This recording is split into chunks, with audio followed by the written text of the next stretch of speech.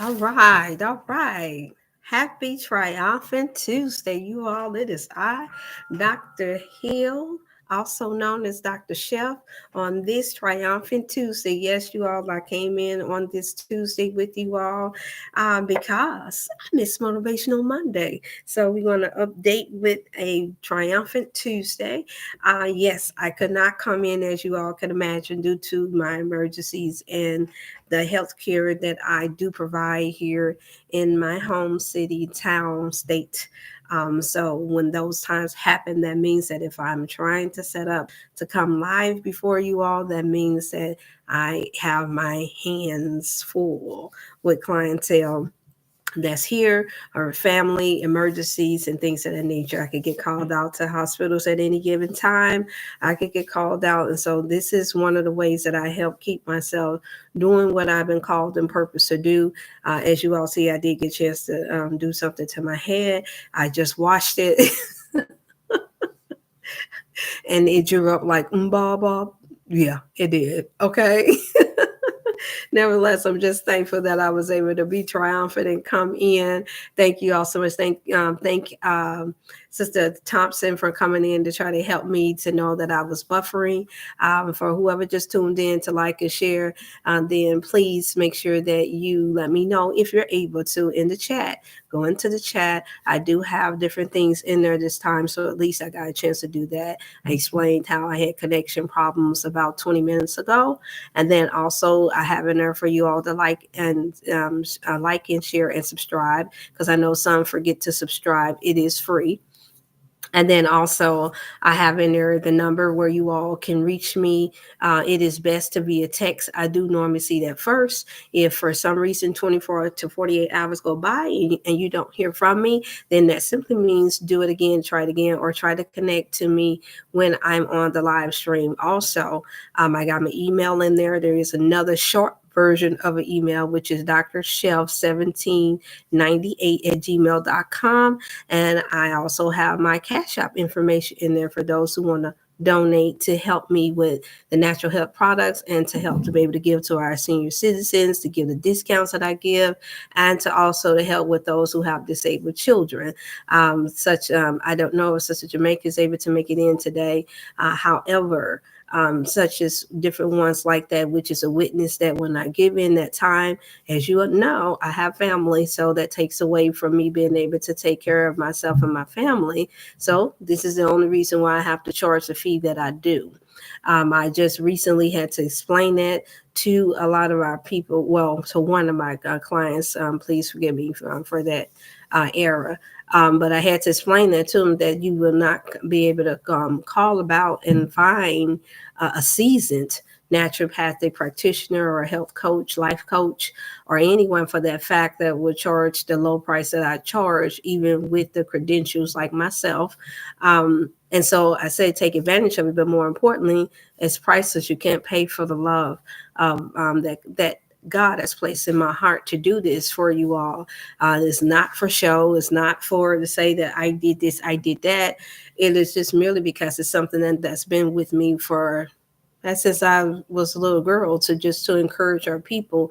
And then of course, naturally, when I got old enough, I went into nursing, the health occupation field, and then that led me, after seeing how many sick people that we had in our lives, and well, in my life and in my family life. It led me to working in healing ministries, and then also, of course, that turned into me doing it professionally. That also led me to, after having my firstborn daughter, as you all know, which her anniversary, or second anniversary of her passing, will be this Thursday. And I do plan on tuning in if I'm able to. However, so you all can stay tuned for that. It may be around about the same time, if not a little earlier. Either way, if you all are on YouTube and you're checking your notifications, it will pop up. So for those of you all that want to be there with me on live, during that special time, with it only being 2 years, then of course I know that means you have a special love in your heart and commitment to showing your support to me during that time. I really appreciate it. yes, it does give me strength to keep going forward, of knowing that it's something that I'm sharing or saying or doing for you all that you deem helpful. That's the only time. This is the only time of the year that I really truly feel that extra boost of needing that extra boost of encouragement. Not because I don't have it here. So there's no discredit to my loved ones and family and friends and colleagues that are here. Of course, I have it here. However, the more the merrier. All right. And so, yeah, so I'm tuned in for Triumphant Tuesday because I made it through, even though I wasn't able to come on every day like I wanted to. As you all seen, that was buffering. And I am, as you guys can tell, this is not an AI background. This is a real background, a real home that I'm in. And nevertheless, I don't know the internet connection and how well it stays up. And so, because I have, this is work for me. I was not able to come before you all every day like I wanted to since from Wellness Wednesday. Okay. But just know I was working and I was doing the work that I'm supposed to do when I'm not before you all during this time. All right. So, all right, you made it through it, y'all. How y'all been doing? Somebody, whoever's tuned in now, I know not a lot knew I would be able to come back because there's times when this has happened and I wasn't able to come back. But because it's Motivational Monday, that's what Motivational Monday is about, being motivated for starting Monday on, however we know here, the first day of the week starts Sunday. However, because most people are off work on Monday, it seems like we're able to muscle through Monday. It's that Monday that gets us. And then if Monday turned out to be too humdum for you or not exciting enough, then here we are with Tuesday. We try our best to get in on Tuesday. And so, yes, I call it Triumphant Tuesday because I made it through the whole weekend from Wellness Wednesday that we had last Wednesday. I encourage you all to go back and try to like and share and watch what you can of it. And then now today on Triumphant Tuesday, where I had to tune in for the second time around to come before you all. But this is what motivation is about. This is what being triumphant is really truly about. It starts with the little things, even with the technical things.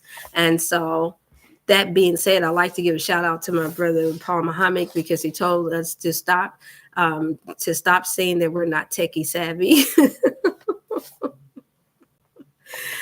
He meant well. I know he meant that to encourage us to not give up and to just work on practicing to get better.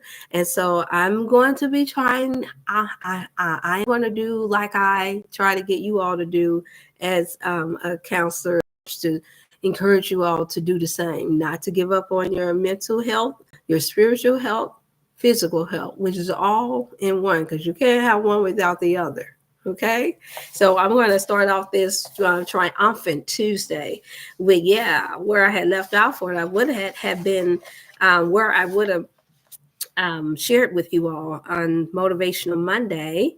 And so it's still befitting, I believe, for Triumphant Tuesday. And so Triumphant Tuesday is, let me see, when I have the mind to go into, because I haven't read over this. I had not made it through the book, and I just mentioned this just for the record. You all, we got something new coming too, where I'm going to start on book club here online. If I'm able to, clearly I need to come before you all a little bit more.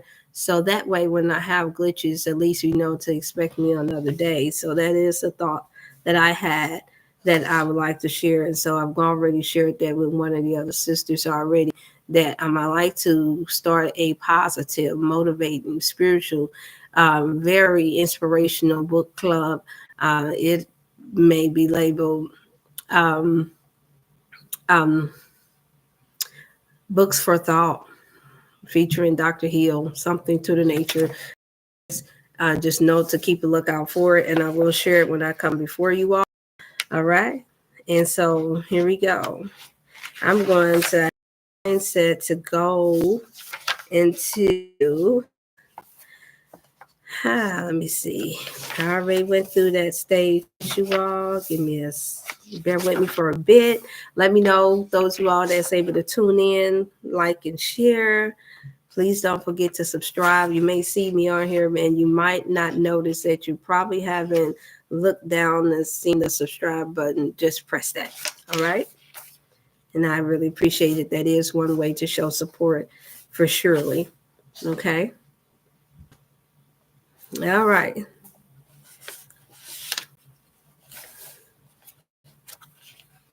All right, Triumphant Tuesday, y'all. I am getting ready to go over this. I think I went over it once, but I'm going to go over it again because it's so befitting for this time. I'm on page 42. I do encourage you all that are able to be transparent, that doesn't get in a whole clinch about those of us who have different religions and lifestyles. This book, some of you all that's tuned in now, the few that might be tuned in may know of it or seen it or may not. However, there will be those who will tune in later. And here we go. I'm back to it again. The mathematics of the mind. Brother Nuri Muhammad, you can go to Nuri Muhammad, Nuri Muhammad.com to purchase this book for, I think, about $20, $30, somewhere around there. Oh my God, it's a good read. And as you all know, it's the first book that I have decided to really, truly dive into. The only other book that you hear me mentioning the most be the Bible, because there are some good nuggets, some good life lessons and writings and scriptures in there that I find that is very instrumental, very helpful for us to live by. And as some of you all know, I was born and raised Christian, Pentecostal, Apostolic Pentecostal. However, and then from there, as I married on, I wound up going into non-denomination, and then now working and learning teachings from Islam and all that. So I'm allowing myself to be well-versed because I believe that God is well-versed. I believe that the God that has created us all are very universal. Please let me know if I am still on and that there is, if there's any glitching that's going on. I would appreciate it. Give me 1 second.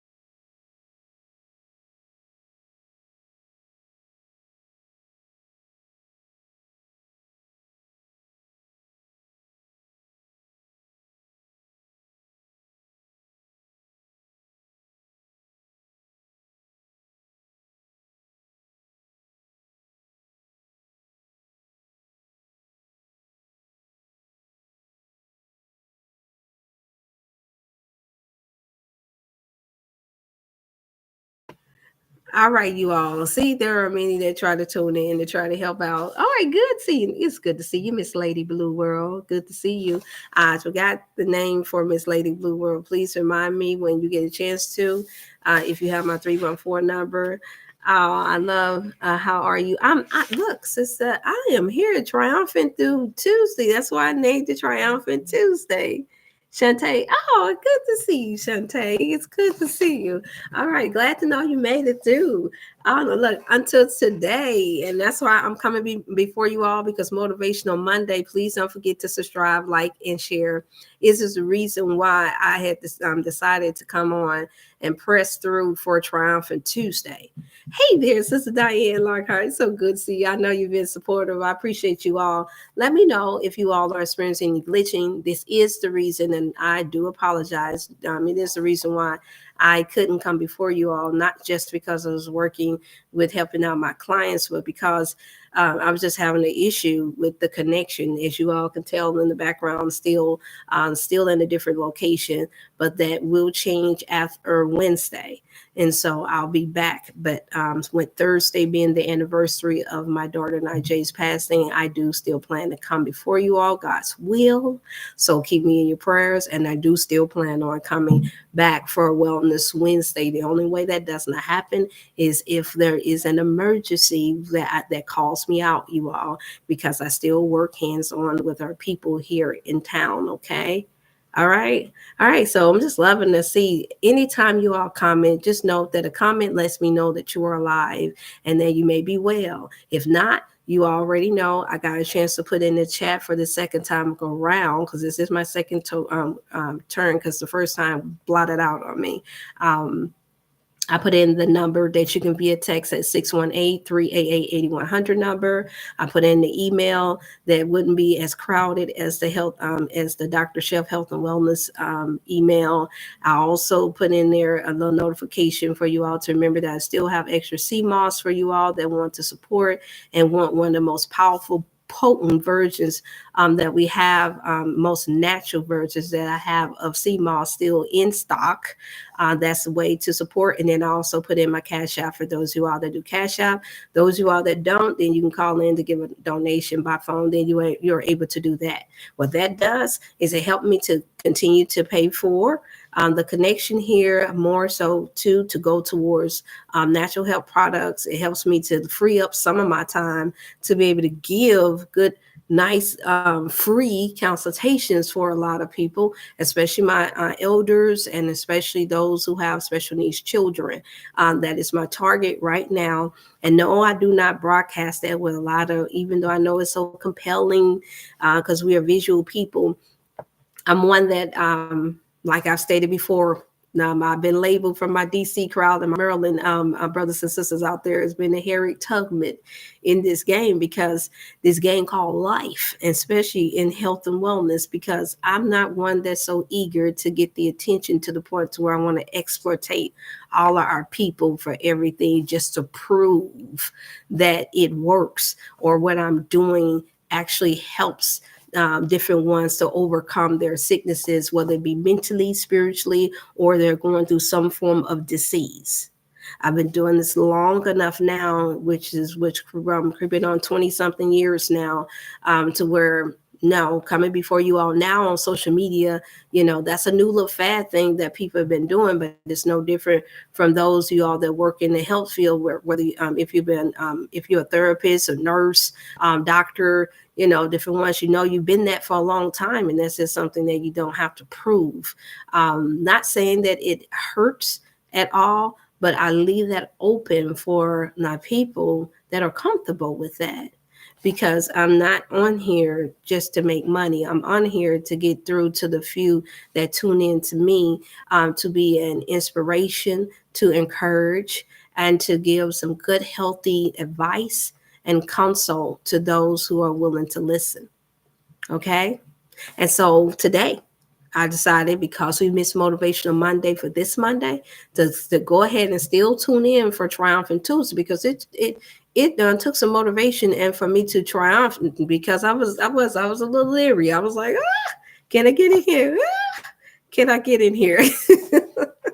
So I'm gonna take advantage, y'all. I'm gonna take advantage. What would have happened for Motivational Monday is that I would have had tuned in. Try not to, I don't know. I can't remember you all, because there's too many that come in from time to time and some that tune in after it. Whether or not the ones that's coming before me is okay with me sharing with you all, Brother Nuri Muhammad book, The Mathematics of the Mind. And it's merely, oh my God, an encouraging book. I just ask for those that tune in now and later to please be mindful. Note that we listen and we read everything else. Yes, I'm going to say it for the sake of the brother, because I know him. I know of him very personally. I know there's those that I know of personally that he is coached, he's taught, and he teaches, and they are beautiful people. And so only makes sense that if I read a book from a stranger, it only makes sense that even through our educational system, if they've lied to us about our history and all this other misinformation that we've had, even for those of us who like to debate about how there's books left out of the Bible and things of that nature, it still doesn't stop us from sharing that we know is good in them. So I treat this book the same way I would any other book, regardless of them having a belief or a way of lifestyle that may be slightly different from yours. It does not mean that there are not golden nuggets, is what I like to call them, and wisdom in those who God has placed here on this earth, just because you may have a different lifestyle. Okay? And so I'm one, because I was raised by my elders and some very wise ones. They often used to say, okay, look, this is going to be sharp. Not this is going to be sharp, though I'm sharing, which I don't think that it is. But they would say, look, we want to give you some of this meat that we're going to give you, meaning these instructions, this good advice that we give you. It may be too meaty for some of you all. But we can't water down. Some of you all are still on milk. That's what some of my elders used to say. Well, I don't think that anybody that's tuning in today is still just on milk. If you are, then I'm going to encourage you. And I'm gonna put on my big sis hat, since I'm a sister of an older sibling of many. I'm gonna put on a big sis hat, and the reason why I say big sis is because, as a counselor, as anything else, and minister, anything else that I could be labeled for, those titles sometimes make us feel too entitled to not consider one another or those who we are speaking to from a caring place. And so that's why a lot of times I take my time out to give this type of intro, because I don't like being insensitive to those who could tune in to these different from all over the world, even if it's under 500, even if it's under 100. Still, remember, we're not supposed to intentionally hurt not the least of us. And there is a requirement that we have, a standard that we have or should have for one another. When you say that I am a teacher, I am an instructor, I am a counselor, I am a preacher, I'm a minister, I am a leader. And I say this all the time because I don't like it ever coming across just because I have this little platform that I think more highly of myself than those of you that I am speaking to, because I don't. I just had this conversation with a sister, and I'm going to get into the read in a minute, but I just had this conversation with one of the sisters that I met through a transition that I was making some months ago. And in the position that I was in and the place that I was in, it was about me transitioning to another place, just for the record. And I'm going to share it one day soon, because it's a very powerful testimony. And I know it's going to help some people. But for right now, I want the focus to be what my reminder is constantly, is when I speak to you all and those who I see in person, those who I meet on a regular basis here, no matter what their state or situation, God allows me to get a chance to learn something from them. So this is the reason why I can stay humble, even when things bother me. And I'm sure some of you all may have experienced it in your life too, that's tuning in now, and some that may tune in later. But I tell you now, what happened is this sister, she called me today, and we just met this year. And thankfully, God has given me the spirit of mostly everybody that I meet in my time. If we have any decent time to speak to each other, they say they always felt like they've known me all their life. And that tickles me. It does. It made me happy, but yeah, it tickles me because I never know when they're feeling like that until they say it. And but I know it's a good thing, because I know that means that what they're saying is that I trust you. I can tell you're a good-hearted person and that you mean well by me. Even if I err, they still know that I mean well by them. And saying that to say that the sister had made me think about today, earlier today when I spoke to her. She's a school teacher, a mom, and I have been going through some things. And she made me think about the body and how important each member is. And out of all fairness, I did hear a few people teach about it recently, but I've always thought about it as being a naturopathic practitioner, and my background being in nursing and drug counseling and rehabilitation. I've always thought about the body parts, and so I think that it's a really good example to use on Triumphant Tuesday, how important it is in how we treat each other. I most definitely learned this even more so within the past, since COVID, the past few years, when going through my separation and especially during this time of year, come December the 13th, the passing of my daughter, I learned even more so. Didn't think that I had to, but this is what they call being a student of life, no matter what your title is in life.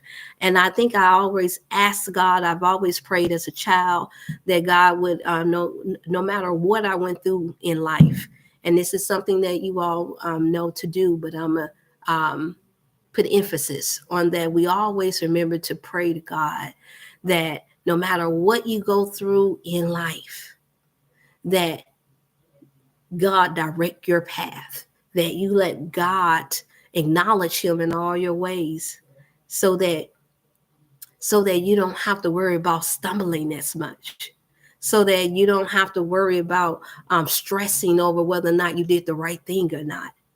I tell you, that adds life to you.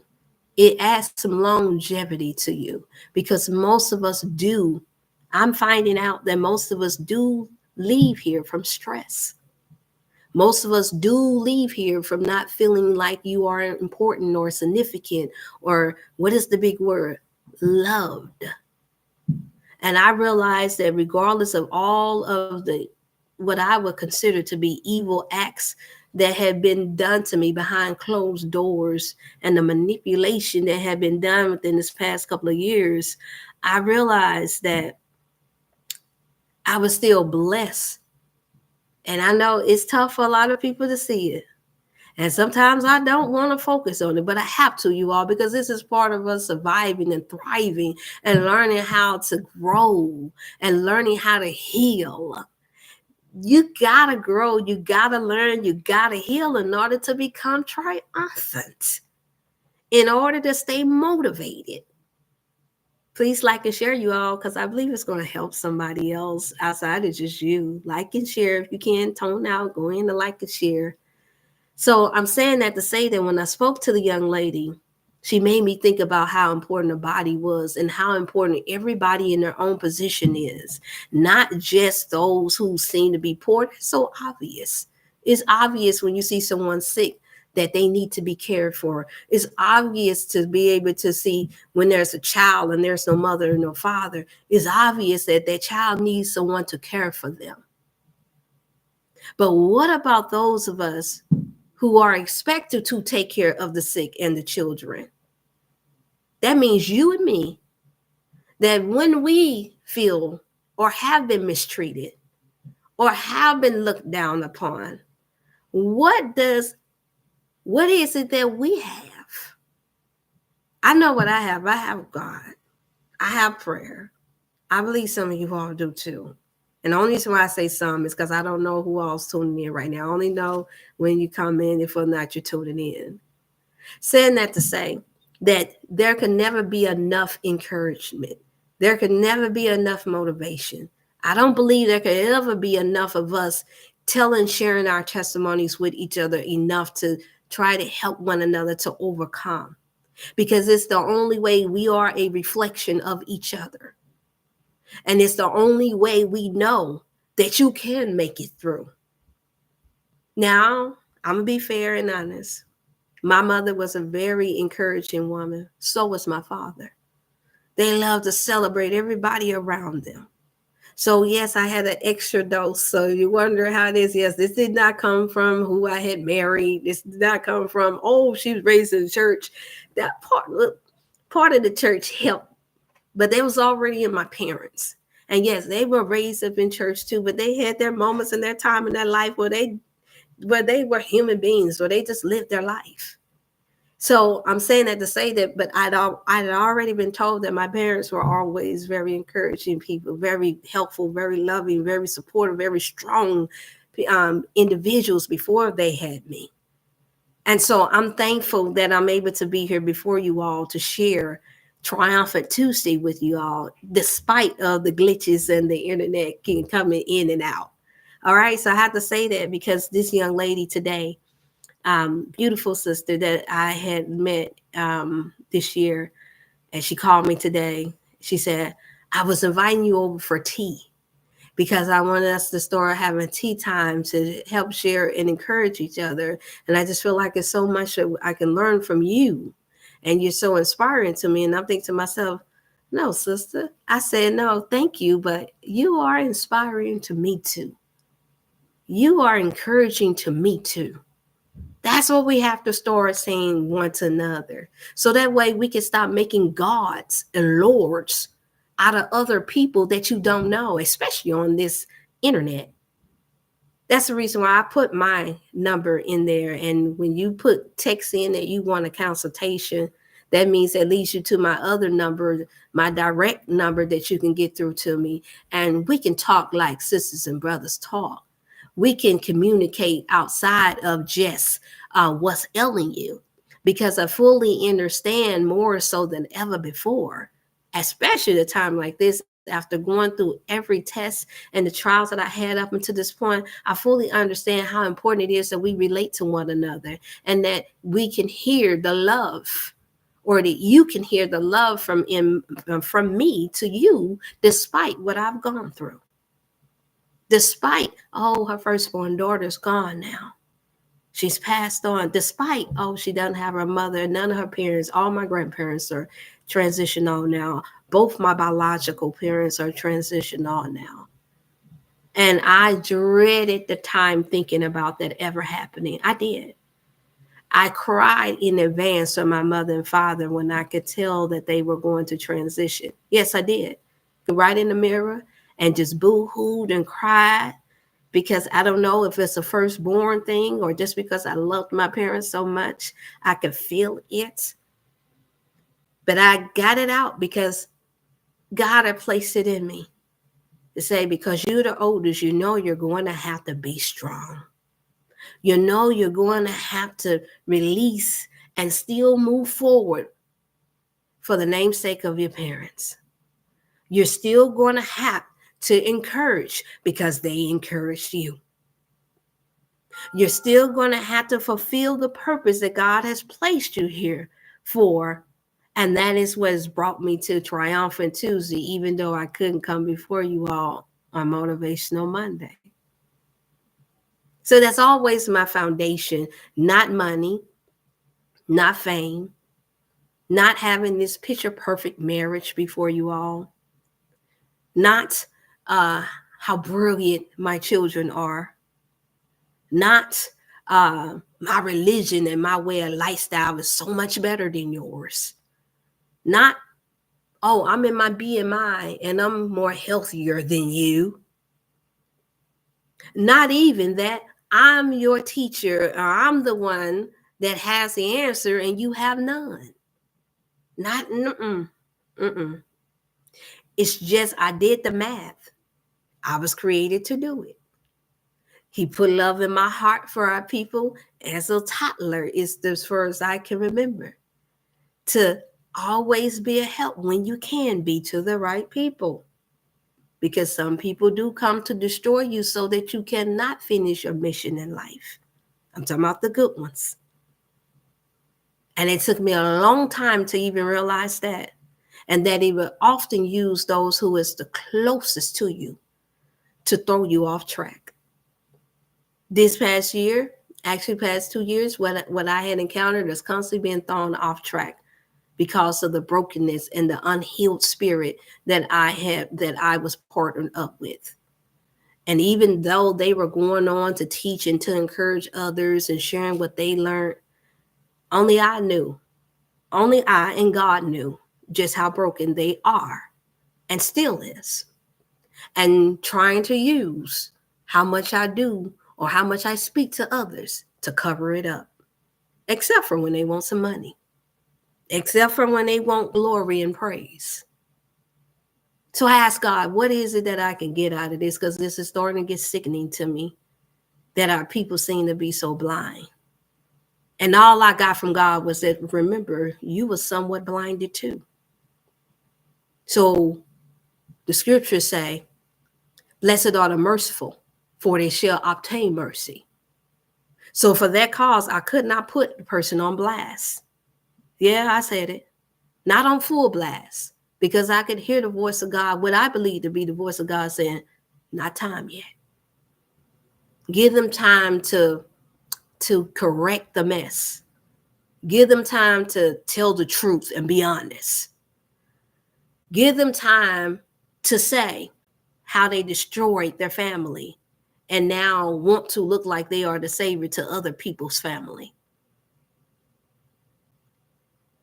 And I'm like, oh no, Lord, I don't like liars. I don't like manipulators.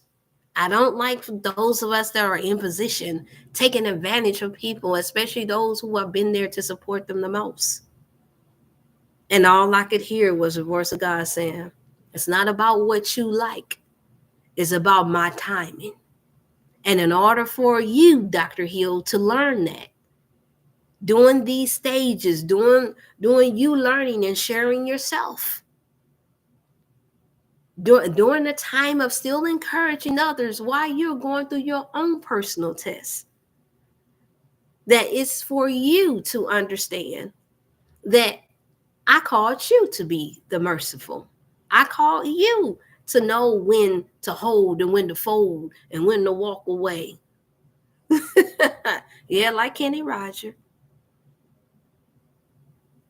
And so I was like, oh my God, I thought I'd done enough. And I don't mean enough with my work is done. I mean like enough in the forgiveness category. Enough in the, I know you didn't try to talk on my name.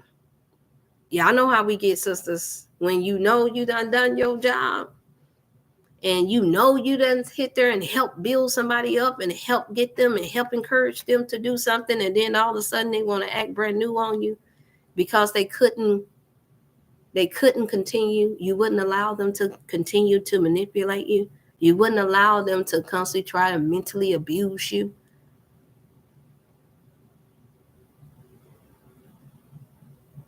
I got to a place, y'all, to where that place has brought me to this day. Even during this time of approaching the 13th of the anniversary of the passing of my daughter. And somebody said, well, she keeps saying this. Why she keep saying that? We know. I have to keep saying it because every time I say it, it helps me to triumphant past being broken or acting like I have to use it for an excuse not to fulfill my purpose.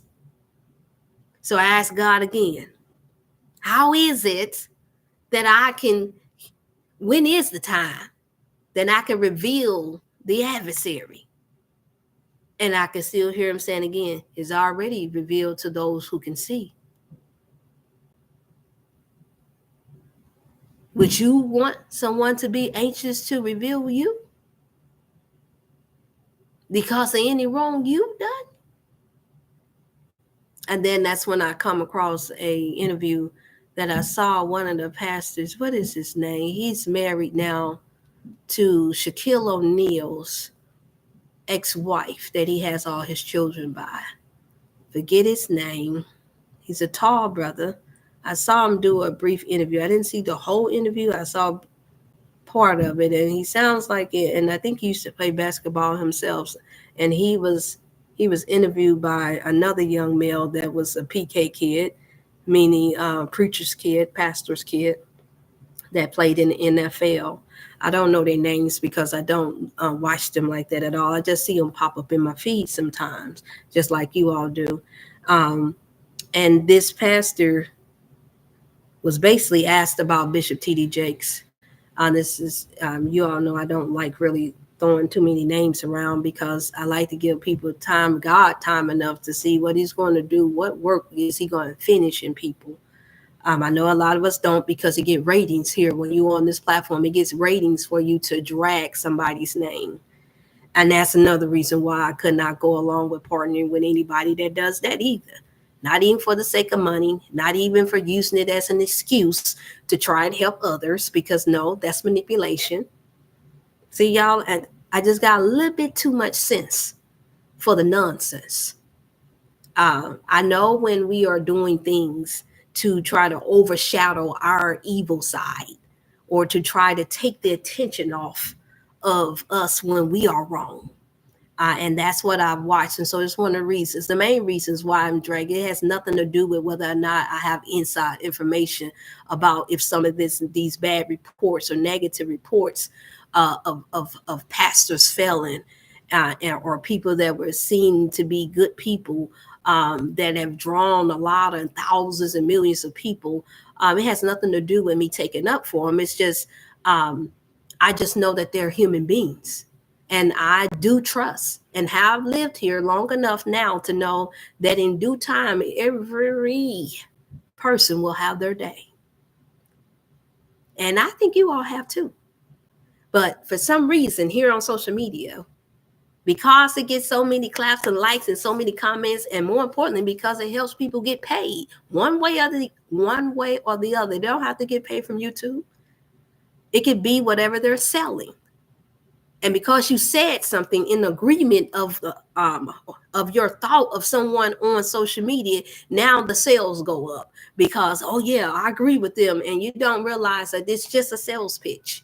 You don't realize that this is part of the game. Well, I can't go along with that either. And it's not just because I'm not getting paid from it anymore. It's because, and I say this because even when I was getting paid from it, I still was having the behind scene conversations with, how do you believe that God called you to be somebody's judge? Now I can see you talking to someone to help someone. And I don't mean just the ones that's pretty on the eyes. And I don't mean just who looks handsome or who has money or who's going to receive your message or not. These are the behind the scene conversations that I would have, you all. Because I'm questioning the influence. Because the heart has to be righteous. And I know we've been taught that, yeah, our hearts are desperately wicked. And that's not to say that none of us are, that I don't realize that myself or anybody else is not perfect. But I do believe that we use that not being perfect and not being like God as a crutch for us not to do better. For us to only focus on our gifts and our abilities that gets us attention, that makes us money, that makes us look good to others that don't know your dirt. So I have to be careful when I come before you all. I really do. And have to remember why God allows you to go through this process. Why he allowed me to get to this point to where now I still have to encourage. I still have to teach. I still have to help my brothers and sisters. No, you don't get a break like that. But this is the reason why it's part of a testimony of triumphance to you all to share, is because I realize so many have stressed out and they've left this earth because of not being heard or not being able to share, or out of the fear of what someone else would say or think about them. That used to be me. It did. Especially in my younger days, I was so paranoid. Not because I had wronged anybody, but because I know how judgmental most of us has been raised to be, especially us so-called Christians. Especially the so-called preacher kids. Yeah, I'm gonna tell the truth and go to heaven one day. So that's why you all hear me speak like this. I had to address these issues before I dive deep into it, because it helps me to stay in the right mind, in the right spirit of or fully understanding, yeah, God has given me this opportunity. But let me make sure that I remind you all that tune in and that would like and share that it's not coming from a place of pride. It's not coming from a place of haughtiness. It's not coming from a place of me feeling like you the little you and I'm the big I. It's not coming from an egotistical way at all. It's coming from the heart and the love of God that I want to see us all be great. And it brings me right back to this, sister. Y'all, I'm gonna get to it. I'm gonna get to it. And how she made me think about the body. And we got to talking about it. I said, it's amazing how we treat one another like we do our bodies when we are not educated enough. When I mean educated, I don't mean a degree. I mean, when we have not learned ourselves enough to know when you're damaging your kidney, to know when you're damaging your heart, to know when you are damaging your skin, to know when sitting before this computer too long can damage your eyes. We treat each other like that. And in order to, the triumphant part comes into play that after all hell has broken loose in your life, after you've gone through not being treated fairly, after you've gone through your tests, you still have love in your heart. To truly, I mean real love in your heart, not for money's sake, not for clout's sake, but real love in your heart, even when someone is not high praising you. And so this is what I consider us being triumphant. I do mean in God. I do mean in our perfected selves. I do mean it from a place of, this is when you are most strongest. This is when you're not getting compensated for this, you still will do it. I heard there was an individual, and I'm not going to say the name because you all will know exactly who I'm talking about. And some smart enough to know who I'm talking about anyway. that noticed that about me when they got a chance to be around me every day. They noticed that about me, that I had the ability to be a millionaire, and I mean consistently, because of good shared information and knowledge and education that I had received from others. And they asked the question, why are you not a millionaire? Mind you, this question is being asked while I'm helping us make millions. So the arrogancy in that. But nevertheless, they were talking about it in the health and wellness field. They went ahead to try and somewhat be cynical and degrade. Why you don't have all your books yet? Why don't you do it? Why don't you have this? Why don't you have that? You're very smart woman. You're very this. So they knew how to compliment and at the same time knew how to degrade at the same time. You all know what that is. And so I looked at him after probably about the third time of being asked that question. It finally got on my reserve nerve. I told you I'll keep it 1,000 with you. And I looked at him, I said, when I prayed to God as a child, that he lead and guide me and direct my path, I'd already taken on the spirit of Job, that no matter what I had, whether I was ever married with children, with a house or home or a whole lot of money, I always ask God, whatever you do, don't allow Satan to sift me as wheat. Whether I have these things or not, help me to always have a heart after your own heart, to treat your people right. That was my prayer at 14, going on 15 years old.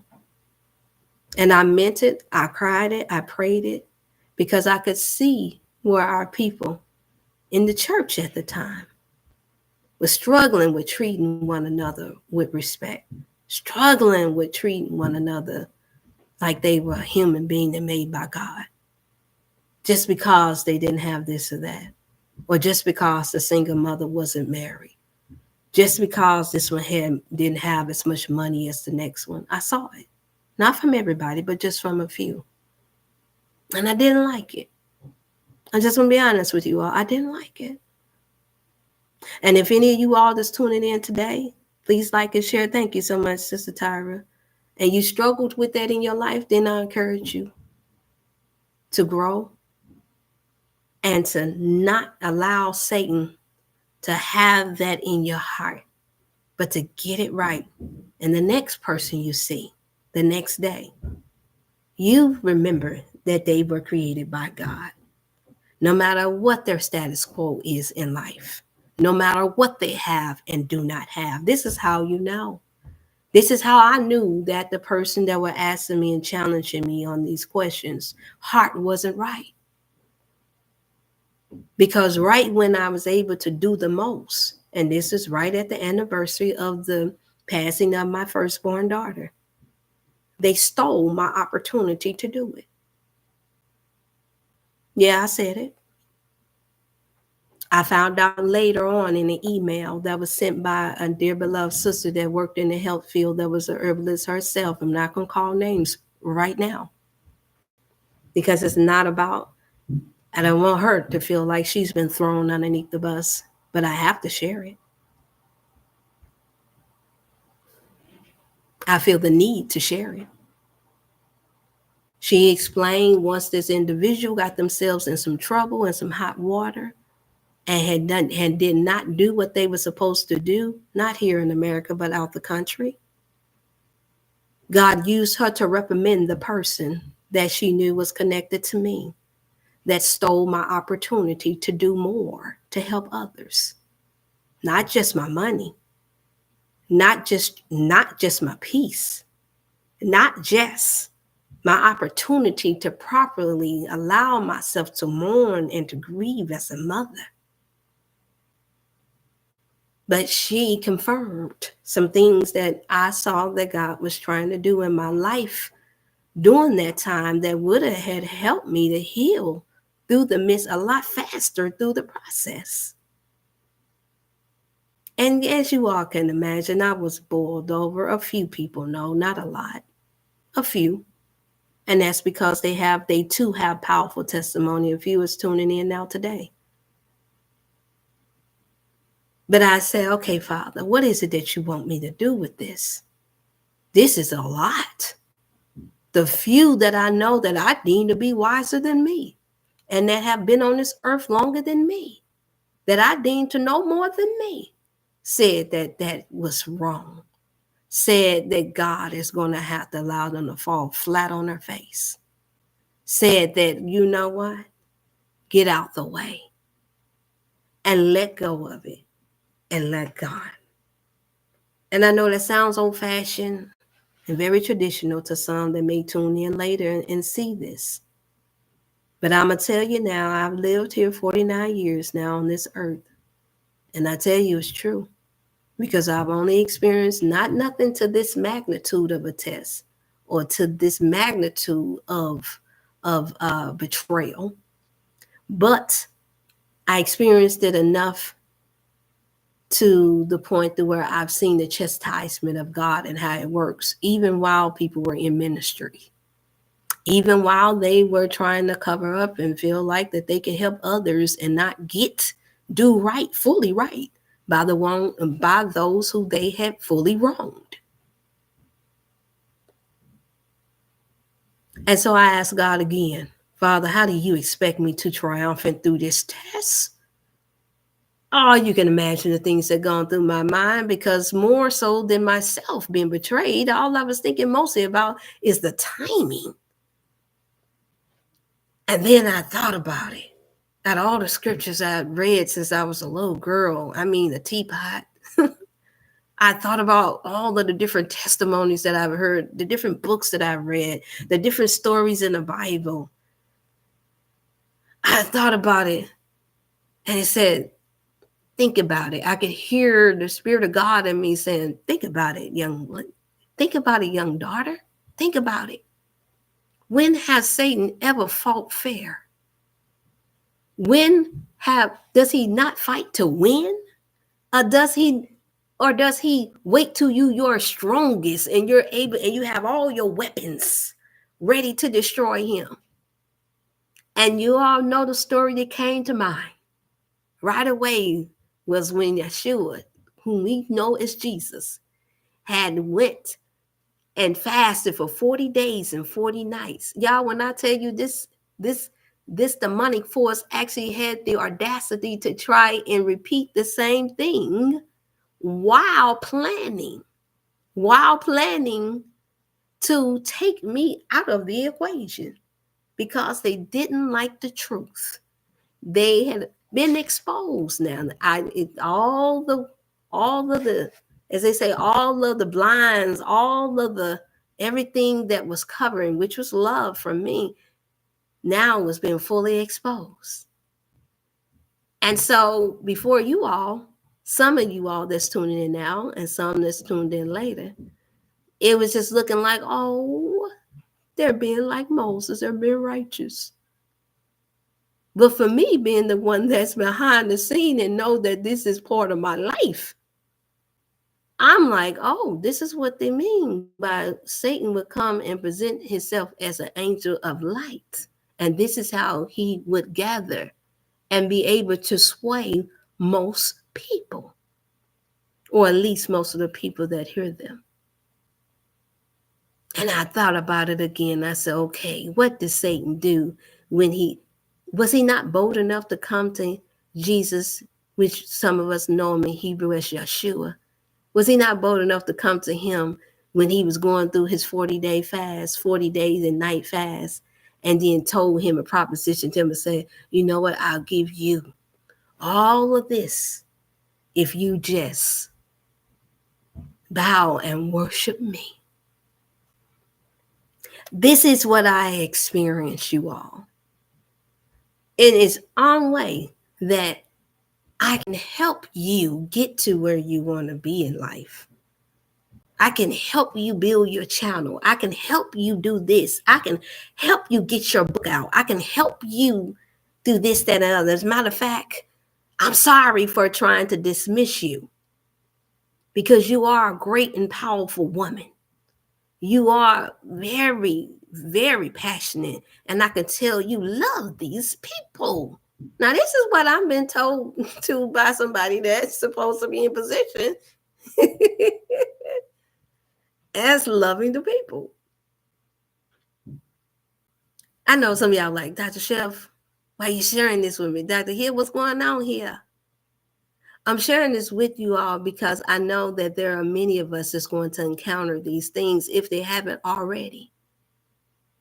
And in the time of adversity, I'm here to encourage you to know that you can be triumphant, not just on this Tuesday, but to each day forward, where even if you are deceived for a moment, even if someone close to you, like your mate, your husband, your wife, your child, your children, trick you, even if they do that, even if it's that close, you still have it in you, the God in you, when you think about this message. You know that I'm telling you the truth, that you can soar through anything. But you have to acknowledge God first in all your ways so that he can direct your path. Yes, I prayed the prayer when I was young, much younger, but I believe that God hears it in the moment that your heart is right, no matter what your age and stage is. And I have lived long enough to see that happen too. I was raised by a very powerful, what most would say in her circle, a very powerful woman that were, during her funeral, I was partly, let me say partly, she served in the capacity of a minister to me. The some would say pastor, since I was a little girl. And then when during her funeral, she was in her 90s by the time she passed. Many men roamed over her life. And she was barely 5 feet tall, y'all. Very strong and powerful voice. This is outside of my mother and grandmother and aunties and godmother. This is who I was raised by. She went by the name of Pastor Beverly Joyce Butler Smith, to be more precise. And there were many that found issues with her because how strict she was about holiness, how strict she was about how we're supposed to be as women and how we're supposed to be as wives and how we were supposed to be as God-fearing women. And I'm sure you can see some of that in me now. So no, it didn't just come from my mother. It didn't just come from my grandmother. It didn't just come from my aunties and my great aunties, nor my godmother. It came from her as well. And what I saw was that there were many that said that she would never apologize because of her self-righteousness. She would never apologize for saying that this one would go to hell and that one would go to hell because because their dress ain't long enough, or because they got on makeup, or because it looks like she's still sinning with that boy, with that man. And I was the only one that I know of when I would hear people say she would never apologize for what she's done for the people that she's caused to go by the wayside, for telling them that God is not pleased with them because of her level and her expectation from those who heard her, or that was the members that she had in her church.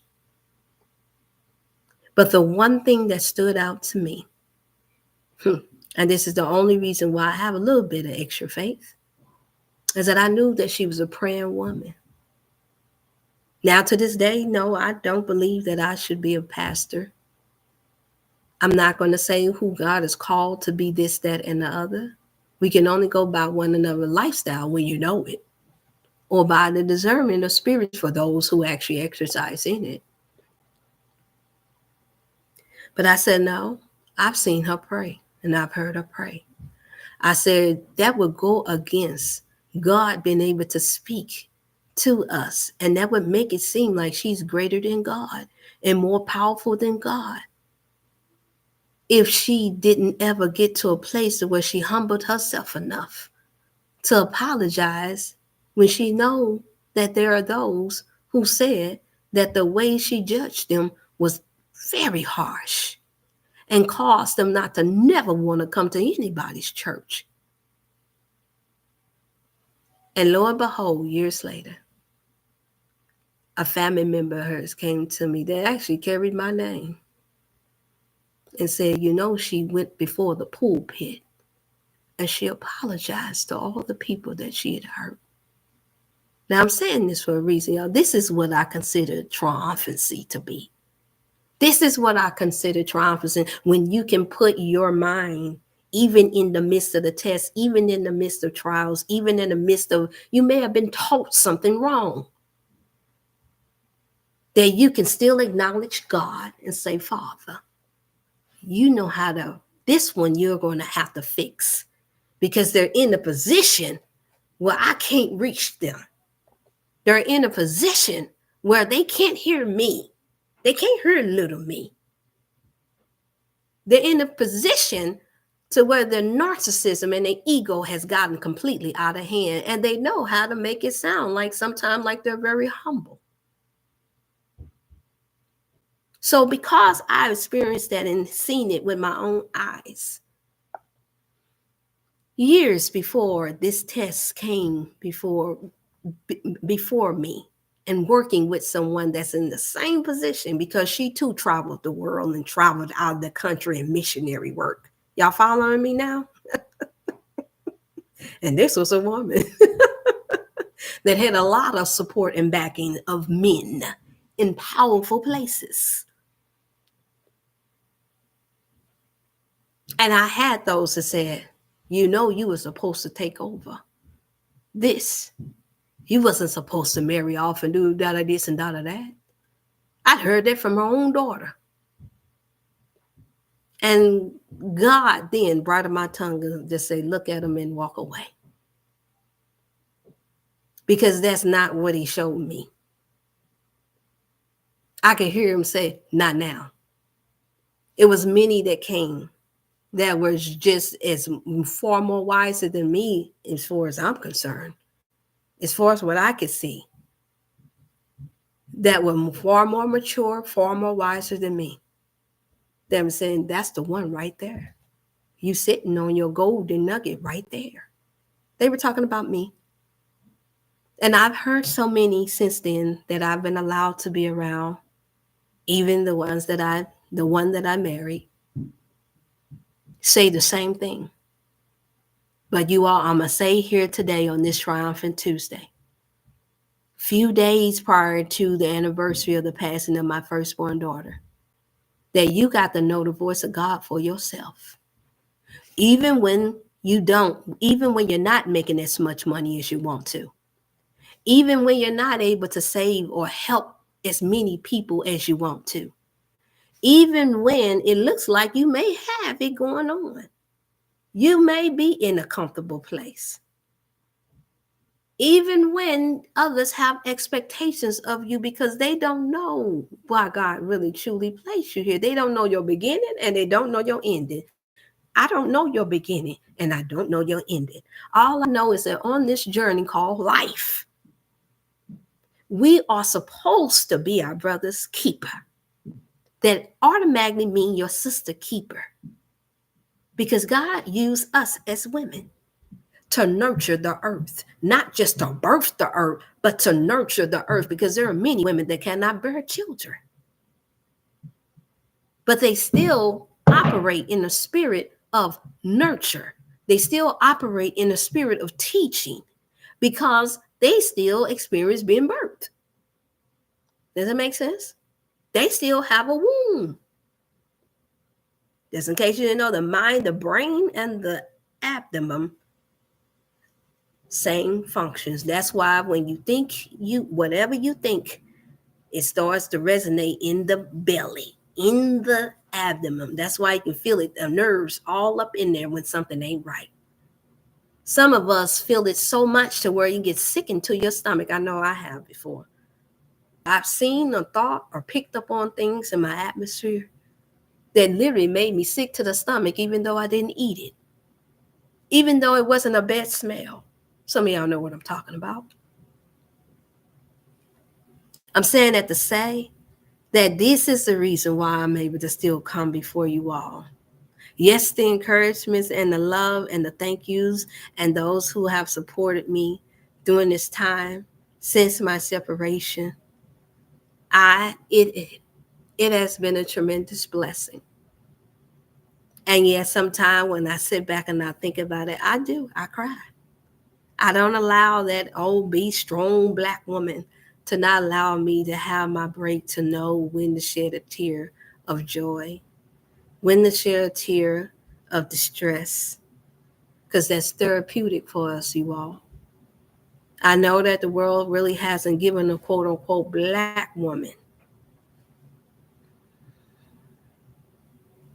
opportunities to be that and to do that, especially when you are looked upon as some type of leader or one that others get encouragement for. Thank you so much, Sister Thomas. It's good to see you always. Another very strong, beautiful black woman. But I have that, and I cannot ever get headstrong or egotistical about it because I'm riding on the backs of my ancestors. I'm riding on the backs of my mother, my grandmother, my great-grandmother, my godparents. I'm riding on the shoulders of many greats that came before me. But I have found none greater than God.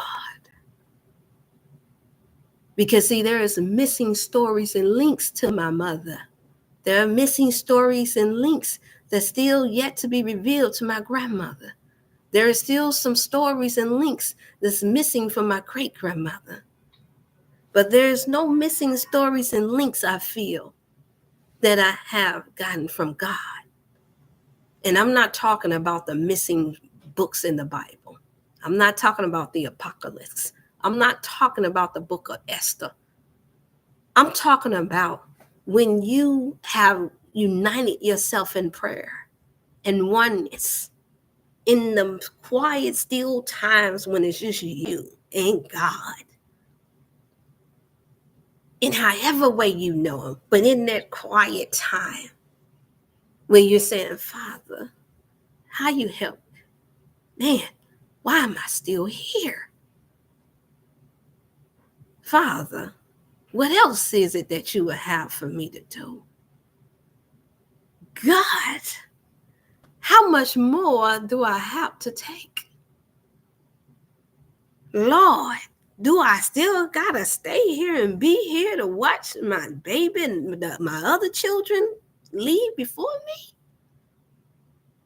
God, do I have to watch and have to be in this world when going through retirement and wondering if whether or not my Social Security check gonna come? God, will I have to really continue to work this business without enough capital to really make an impact? The list goes on and on and on and on of the questions that we can ask God, especially the God within us. Because there are still only a few. Somebody correct me if I'm wrong. I only know I've only heard that there's only a few that feels like they've gotten to a place in their life, no matter what age and stage, that they feel content and complete in the mission and in their purpose in life, no matter how hard they work until this day. That feels like, okay, you can take me now, Lord, and I'm good. I'm perfect. I done my part. And I don't mean the suicidal mentality when you're wrestling with stress, the stress because of the curse of life. I mean, when you have created, when you have lived year and year by year, where you got some years underneath your belt, and at least 90% of the people who personally know you, I put emphasis on personally know you, they can say, he ain't never did me no wrong. She or he has always shown me love and respect. She or he has always kept their word to me. See where I'm going with that? That means we ain't done, y'all. Yeah, I said it exactly the way I meant to say it. We ain't done. So this is the reason why we have to have this like Triumphant Tuesday. Because I know every day most of us are being tried and tempted to just fall apart. So don't believe the hype that I could ever be around anyone every day and not have the spirit to encourage them. It's only a matter of whether or not that individual will allow you to encourage them because of their undone deeds, because of the guilt, because of the unperfected version of themselves that makes us feel like we have to be greedy about how much people have to praise us. I said us on purpose. How much more greater you got to feel like you are over your brother or your sister in order for you to feel like you are somebody. Why come you just can't be your body? Why come we just can't be content with being us? To the point to where it doesn't matter. And I don't mean matter where you're not praying for one another that have been hurt by others. I mean where it doesn't matter to the point to where you feel like you got to create a whole channel or you got to have a session in groups of dog walking another person that you don't even know personally. And even if you do know them personally, you don't know what all they've gone through that got them to a broken place. You don't know we don't usually even know what all a person have gone through, even when they look like they in a high place, when they look like they just living their life. I'll give you a prime example of my own. I remember when I posted a picture, you all seen it. I was in Miami, Florida, relaxing, chilling. See, I can tell my truth. And it is the truth of God. Because there ain't nothing to lie about. And I know some that saw it just thought, oh, wait, look at her. She having a good old time, ain't she? This was just 2 years ago. Yeah, I'm carefully using my words, not out of fear, but just out of maturity. Just out of, I need it to be a testimony. Because I've gotten the feedback now how much of a problem this is. So I like to bring it back to the right perspective and mostly to what's true and not feed into this whole imagery thing, like Hollywood do. But yeah, we like to knock people. Some of us like to knock these stars when they fall, cause falling stars for a reason. God didn't make most of them that. We know who made them that. So I'm saying that to say that no, I wasn't. I had just encountered 24 hours before y'all see me on that boat laid back and relaxed in Miami, Florida.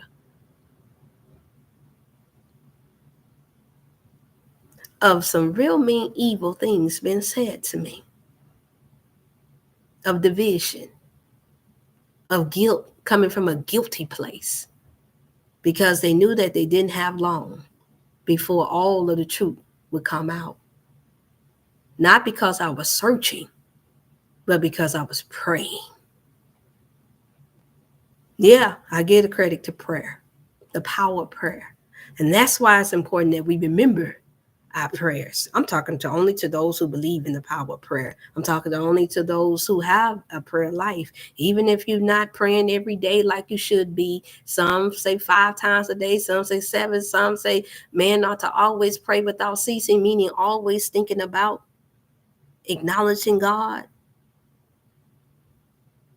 I encourage you to start doing it more. If you are going through any type of trial or test, any anniversary of a time of missing loved ones, I encourage you all on this motivational Triumphant Tuesday to whatever you do, get back to praying. Well, Dr. Chef, I can't do it because my knees hurting. Pray sitting down. Well, I can't sit down too long because then I have to pray standing up. What standing up? Yes. Remember, man look on the outer. God looks within the heart, which is the mind. Let this mind be in you, which was also in Christ Jesus. That's, if I could look back on my life and fast forward to now, I would say that was the greatest thing that my elders, my parents could have ever taught me, is to pray when all else fails. And to remember that when you pray, and you pray from a pure place, asking God, showing reverence to God, that you make sure that you do it in faith, meaning belief, and with the belief, make sure you do the work. Because doing it just only praying, like how I'm talking to you all, I can't just talk this. When I get off of this channel, I have to walk this. And I don't mean while I'm walking in front of somebody else just so somebody can say, you know what, we saw Dr. Hill, she was doing her thing. It'll be a time for that. I'm talking about when it's just you walking along in the park. When it's just you walking along throughout your house. When it's just you sitting in your car and them thoughts just get to flowing. When it's just you, when you're sitting down in your bed, flicking through the TV, trying to figure out what it is that you want to watch on Netflix. When it's just you, when you're sitting down in front of your computer and you wonder, okay, God, what is it that you want me to do? Do the work. Have you ever heard that when people are complaining that at work that how the time fly when you actually working versus sitting back and complaining. This is how I make it through, you all. This is how you become triumphant. I'm giving you all keys. Maybe one day I'll be able to put it down in a book. Or somebody call me and say, hey, just talk to us, sister. Let us format this into this book for you because there's plenty of them that's out there. Hats off to all of my authors that's out there that actually spoke from a realistic, true place that goes beyond just pointing out other people's sins and other people's dirt. That goes beyond what the government is doing. It has its place here and there. But what's most important that we learn about self. It goes beyond the 12 components of food addiction, you all. It's important that we know what is it that we're doing that gets us to the point of addiction. Now, that may be one for me. How to overcome or not to succumb to the 12 components of food addiction. I can promise you that it starts with how you treat the temple, the body of Christ, which is the people around you. This goes beyond paying somebody to do work for you. It goes beyond who's around you that sounds like they may be a good person to be around. It goes beyond that, y'all. Who's pretty, who's ugly. It goes beyond that. I'm learning that day by day. I think I knew it for a long time, but now is the time to share it because I see now that we live in such a fictitious world that many of us, even those who's older than me, are falling right back into acting like we don't know no better. I guess that's part of the hypnotic, manipulative deception that living in a world where images is always thrown at you to mess with your mind. Not all of them are bad. Some of them are good, but you can even get too much of a good thing to the point where it makes you really think. I was there once upon a time. I was. Not long ago, to be honest, where I really did try to convince myself that if I just treat everybody like I would want to be treated, until I realized that everybody ain't you. Everybody ain't you. Everybody ain't me. So we got to expand on that a little bit more, y'all, because everybody don't want to be treated how you want to be treated. Some people want to be treated in a different kind of way, may I say, just to, be open-minded here. They want to be treated in a different kind of way because their love language is different. This just doesn't apply to couples. This applies to everybody that comes into your life, whether it be for a season or whether it be for a lifetime. I'm learning because I'm a student of life, just like some of you all are. I'm learning that you have to be very careful because it can mess your mind up. I remember, I think I hadn't barely hit 30. And I sat down, and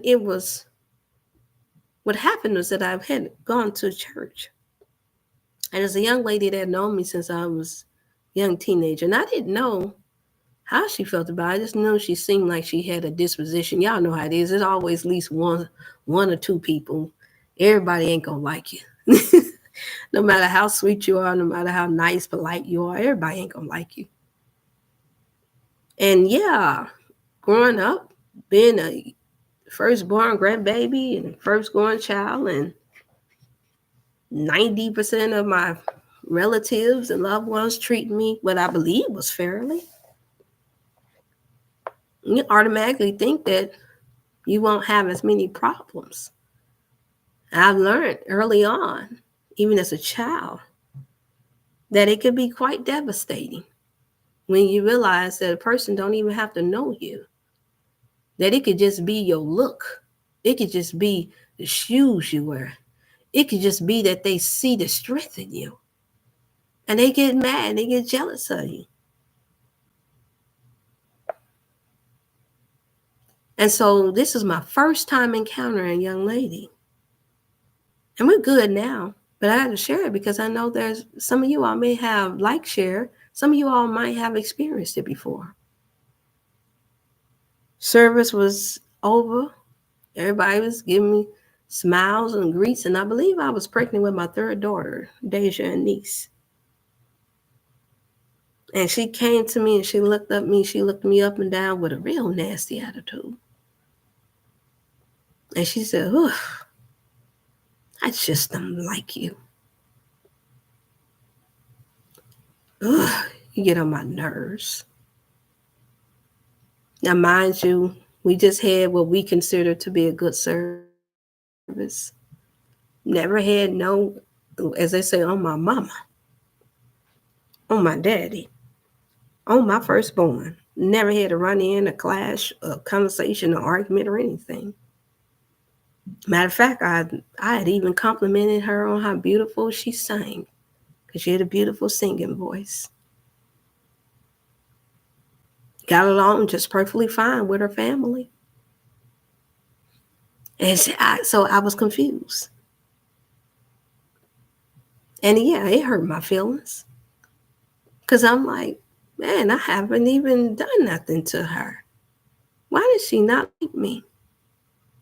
But right as I was about to get into my feelings, because I known she had known of me for years, and just to think that she would wait to that time to finally tell me how she felt about me. I felt it already, but just for somebody to be bold enough to say it to you in your face while you're pregnant, I felt heartbroken. And then before I could respond to her, it's like she had to get it out. She just took a deep breath and said, but I like you. She said, what she was saying to me is that I don't like that I like you now because you just too nice. You get on my nerves. That's what she was saying to me. Your spirit, your happy spirit irritates me. The way how friendly you are to everybody gets on my nerves. Saying that to say, you all, that yeah, it can be tough when you're trying to do the right thing and having the heart of God.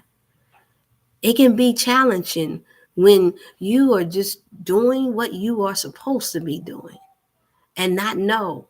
And it just creep up on you that somebody you didn't know that you never done nothing wrong to. It could just be your existence. That can take your mind for a loop. That can shut some people down, and most people probably wouldn't even come back to that circle because they don't feel like dealing with the drama. And I was that type that I could have took that. If I hadn't been married with children at the time, I believe I probably would have said, you know what? my grandmama would have came out of me. Ain't nobody got time for that mess. Yeah, I'm nice, but I'm not stupid. I'm not finna wait around to see what you're going to do with your crazy self.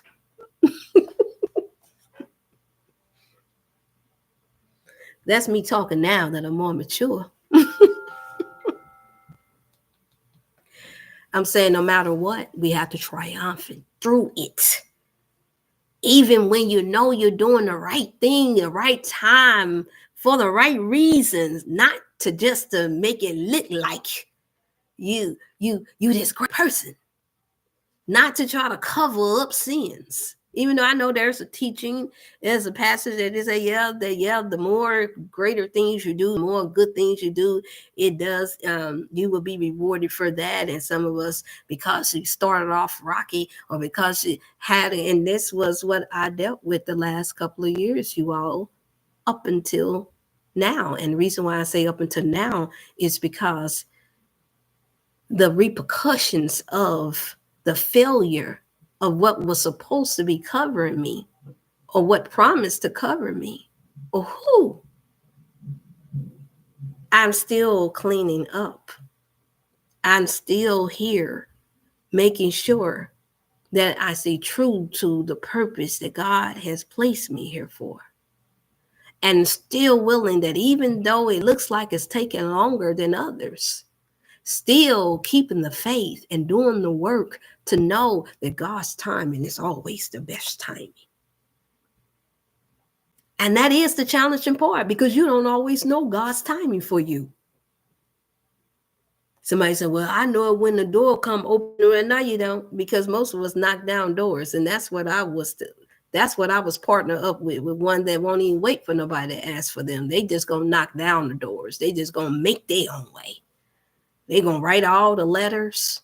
So that's not God making a way from you. If you're gonna, it's not like a job interview. If you're teaching, some may disagree, but it's okay. Life is about people having different perspectives. So this is mine. I don't believe that everything that you fight for, everything that you try to force yourself into, it's no different from a man that knows that he ain't ready to be married to a woman. God knows I know about that. That knows he got too much ungodly things in his closet. That knows that he trying to be in competition with another man to try to get to you before another man do. You finally get in within a couple of months, he revealed all of his demonic forces. Sweet, all the way up until the point, maybe showed a couple of red flags, but nothing that they didn't learn how to master. And I mean master in how to manipulate you into believing that they were just having a really rough, bad day. Or they was just mourning the passing of their parent. Oh, yeah, it gets serious. Oh, no, I'm just upset because of what somebody did to my child. And so it's easy for us that are empaths and forgiving people, like I've always been, to forgive. But I had to even learn, we have to even learn beyond that, you all. That, yeah, that little saying is true. When a person show you themselves, please don't make up some other fantasy thing in your mind that they are something else other than what they're showing you. Now, I know it's challenging.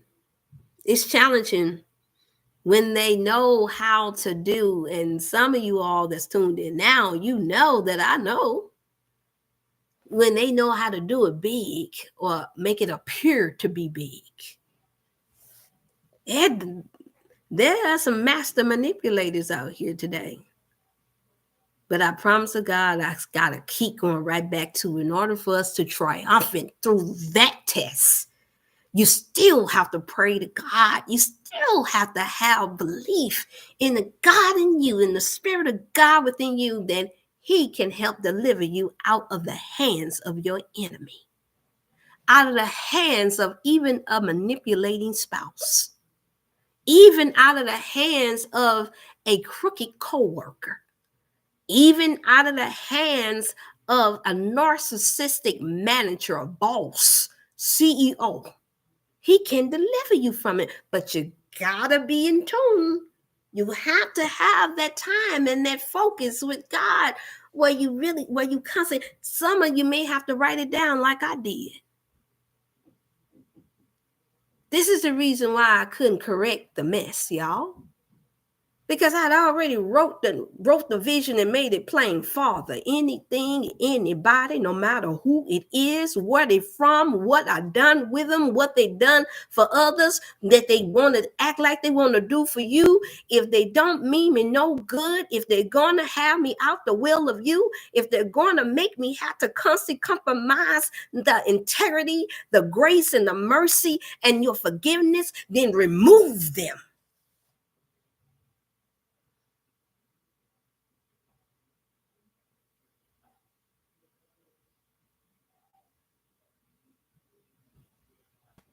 I'm not saying that it's easy, y'all, because sometimes I may be your parent. Ooh, that hurted to say that. That hurt me to say that. But the truth will set you free. Sometimes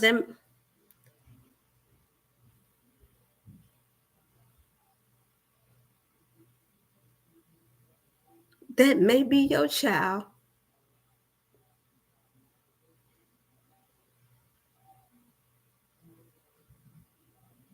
Sometimes that may be your mate. So you do have to ask God for strength to soar, to triumphant through that.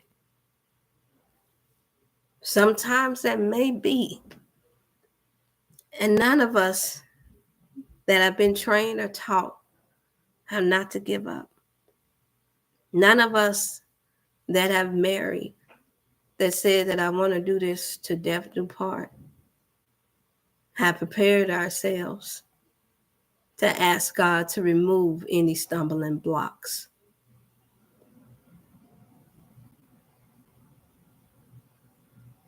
So being triumphant doesn't always mean that it's going to feel good,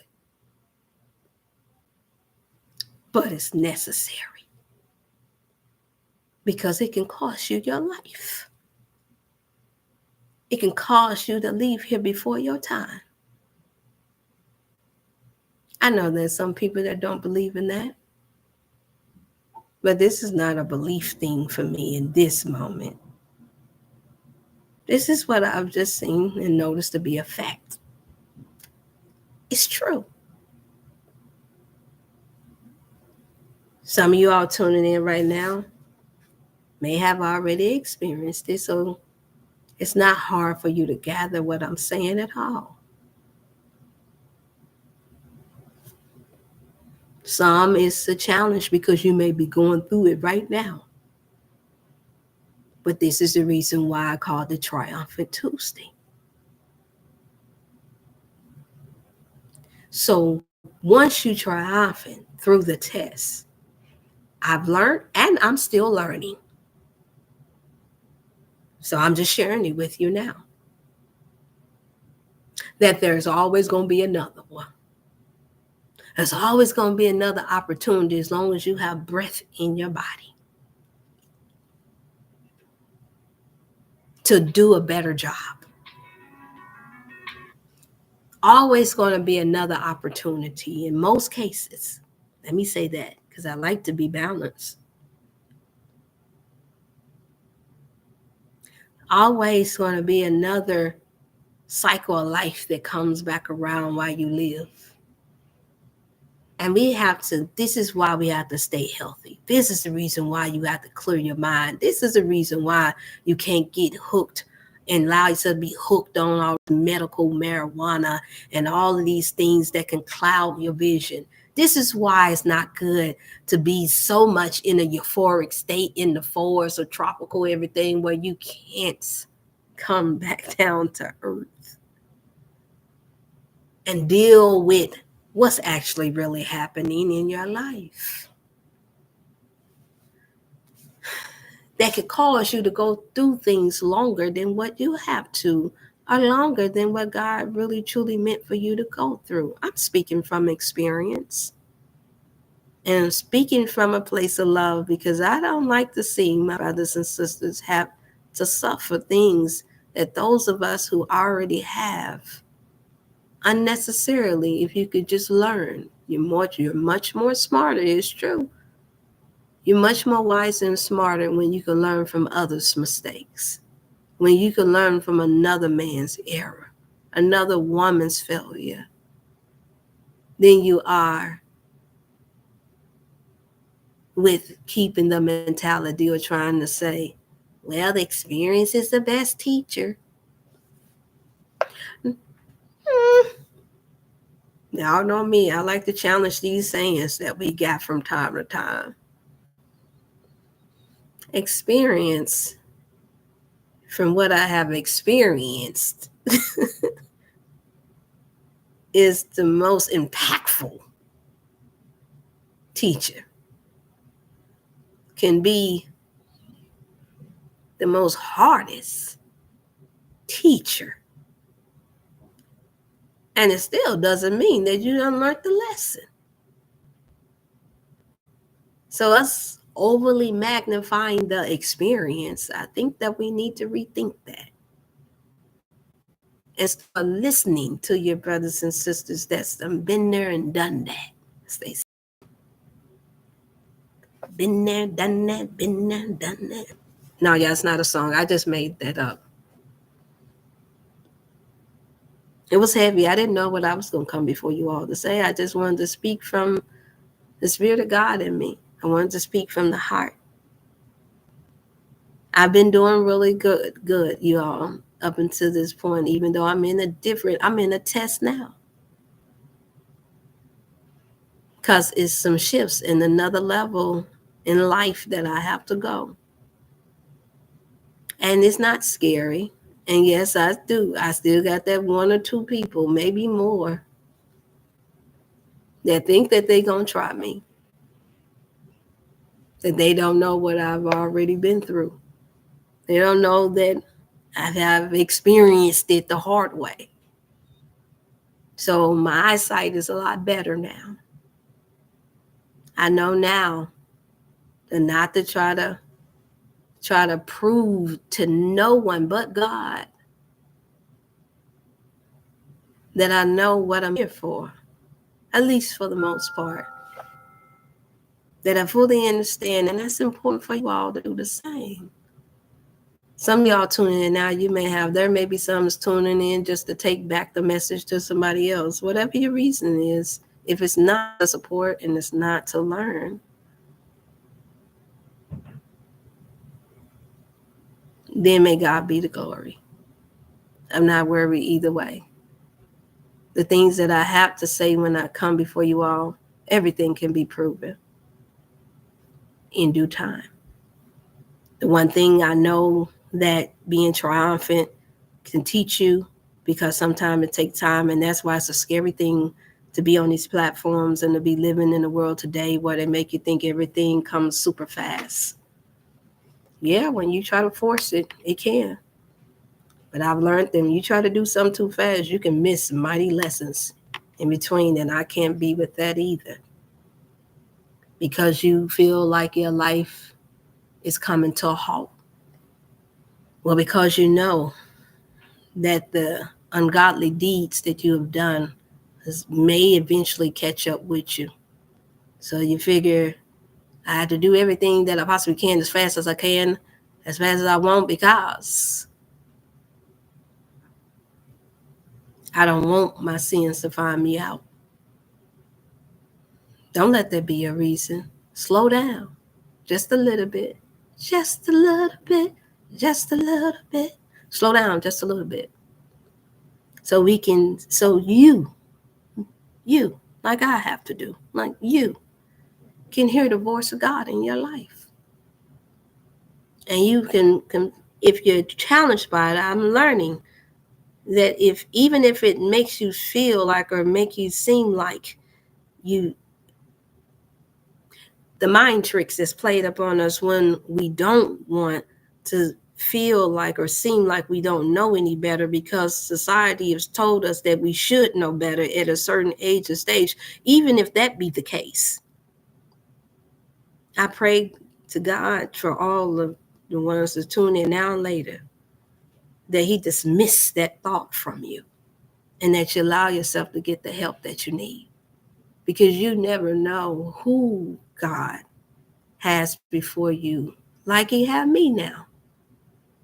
But who can truly relate to you? I'm saying something in this hour, but I've been here for 49 years now. So common sense tell you that I haven't shared not even 90% of my story. Some of it is not meant to be shared. Some of it was just my lesson in life. So I only can share that I have in my mind and the spirit to share at the time when I share it.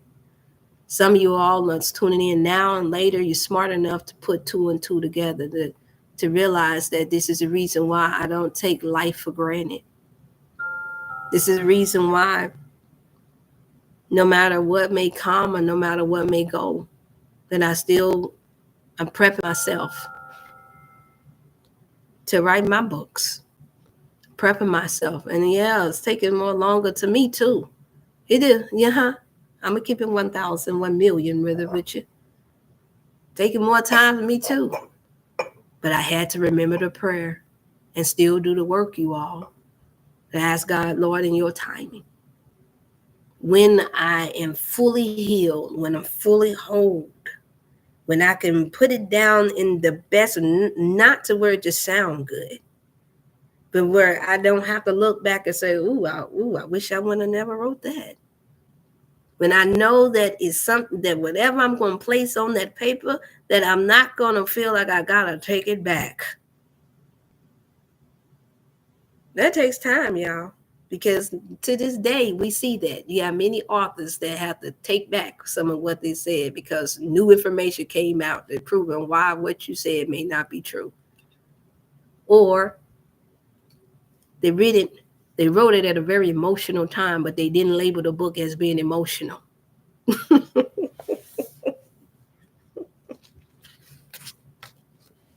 I know someone now that I have shared my life with. I can say it that way.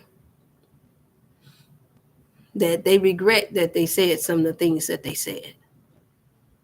Because they can't erase everything that's said over this internet. They can't. It will be brought back. Because I do believe that we are going to be judged, if not even just through this platform. You're going to be judged for every deed, everything you said and done. And this is why we're not supposed to be practicing using low vibration, negative words all the time, or even most of the time. I don't know anybody here on this earth. Let me take off my glasses, my little heart glasses for this. I don't know anybody in this earth that is fit. I didn't say that was in the position. I said is fit to run down and judge another man's or woman's life that has never walked a shoe, a minute, a moment in their life. And if you really think about it from a self-righteous, from a non-self-righteous place, you all know it's true too. It doesn't matter that you have not done the sin that they have done or the wrong that they have done. What matters is that none of us really know when God is finished or what he's going to use. I'm sure those who went through with Bishop T.D. Jakes and the Sean Pitty Combs and all of these others that's coming out and Jay-Z and all of this stuff, I'm sure a lot of those people that may have been victimized years ago or up until now never probably thought that they would be exposed for anything, whether they've been lied on or not. Still guilty by association. And can you imagine those who were there in the beginning and now they thought that because they separated themselves, like somebody I know, they're thinking that just because they separated themselves from another person who believe in busting up families and believe in making it look like they so for the Black community and believe in making it look like they're this highly intelligent being that thinks because they have separated themselves from it that you're not going to be guilty by association, meaning you're going to have to answer for who you chose to partner with. That's why I'm answering now. We all have to, whoever's in your circle, it ain't no different from a parent that have a child that gets in trouble. And then they say, first thing you see, I see all up in the feed sometimes when young men and women get in trouble. I've experienced it. Even with certain relatives, first thing they do is ask you, so why did y'all let them do that? Y'all couldn't get through to them. Y'all know how us Black folks talk. Y'all didn't train them better than that. Y'all couldn't do nothing to stop them from doing that. You were there with them. You raised them. You counseled them. You mentored them. We got to point the finger.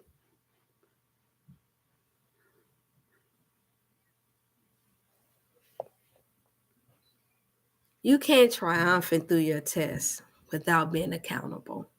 I don't care if you help save 1 million people. I care. Let me reword that. I care. Obviously, I do. But I mean, it's not going to stop us from having to give account to everything. And God is the one that judges the heart. I said from this past couple of years, if there be anything that I be guilty of, regardless whether I apologize or not, that have hurt anybody that I know of or have come across. And I can count on my hand maybe a couple of people that didn't know or didn't fully understand the lies that I was told that made it look like they were a target. More and more I think about it, from being fully honest, and I am. I can only think of a few people, but I've already had the conversation and the discussion with them. And I didn't repeat it. That's important. That you don't continue to drag a person. You don't continue once you say, I'm sorry. You don't continue wronging that person because you think you got by. You don't continue disrespecting or dismissing that person. You don't continue to do that when you realize that you've been in a position to cause a stumbling block to your brother or your sister. I hope I'm helping out somebody. I'm almost done, y'all. I do appreciate y'all that tuned in, so it wouldn't seem like I'm just talking to a screen. Please like and share to anyone that you think that this may be encouraging to know that we are triumphant, no doubt. But we have more work to do, and we got to continue on. You all continue to still don't allow yourself to stress yourself out just because we have someone in office that so many are worried about. Do you look like I'm worried, you all? No. I'm not afraid. I'm not scared. I'm not running off to Africa. Yeah, I said it. Just like God is everywhere, Satan is too. And I know the difference because I have people in all walks of life. Thankfully, now I don't have to travel all over the world to be able to get a good bird's eye view of where we struggle as a people, and that's all over the world. Me getting some fresh fruit, yeah, I'm going to say it, because I like for us to think, and some vegetables don't have no merit and will not help you feel like you good if you find out that your loved one been sifted sweet.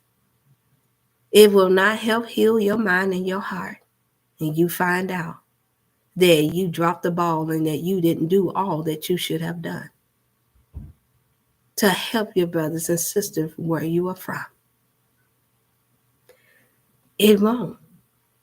Us wanting to be world-renowned anything, if you want to be that, does not excuse the work that you're supposed to do at home. If anyone coming for you lying that like they in a few years done all that they can do, and they ain't barely been on this earth not even for 50 years, then you know already. And I know this fictitiousness that they put out here, once again, these labels, and these are things of education.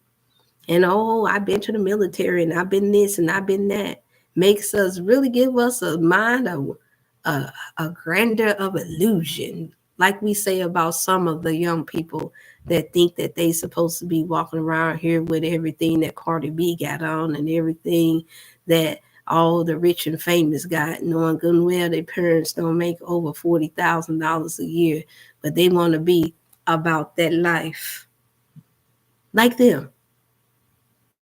I've seen grown-ups act like that too. How we got to do better, especially if we want our youth to. Fathers, be there for your sons. Accountability is everything. Your dreams don't come before your children.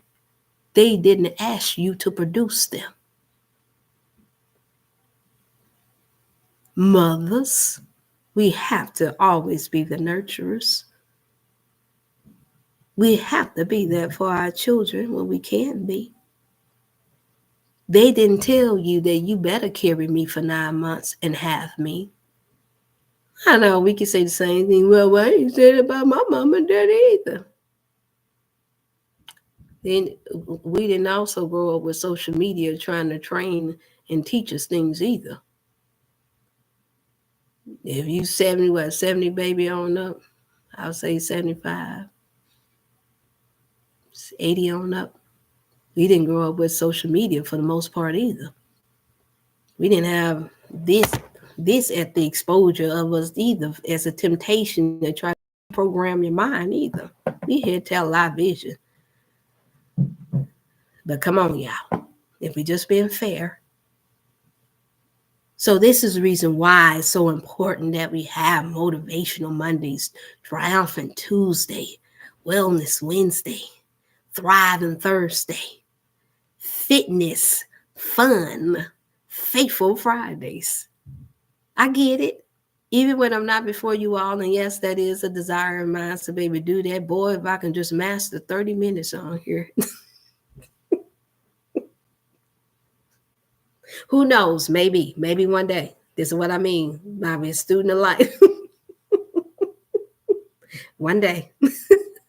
I have a dream that one day I'm going to be able to speak on it for 30 minutes and the whole message is going to get got. Y'all, I gotta get out of here. Y'all, I appreciate you all of your time. Don't forget to scroll up. It's in your chat. Call in for your health and wellness consultation. I am giving them anywhere from 15 to 30 minutes of free consultations. It is best to text me. And yes, I did put the email in there. And if I've said anything that helped you all and you have a desire and you don't mind giving to support, then I appreciate it if you all do. Yes, this does take time. Yes, I am considering doing some extra things because it's taking longer than what I really wanted to be able to get a lot of things back in stock. And because I have a standard, I do, of not compromising. These past few years of Triumphant have taught me that it's so very important to pay attention to those who sound like they're there to really help you, when in actuality, they're mostly there to help themselves. And once they get all of what they think they can get out of you, they don't mind creating a scenario to where they leave you hanging, or to where they have you where I just said before, where you're gonna have to pray God about it in your life because of the destruction and the many dysfunctional things that's going on in the name of Jesus.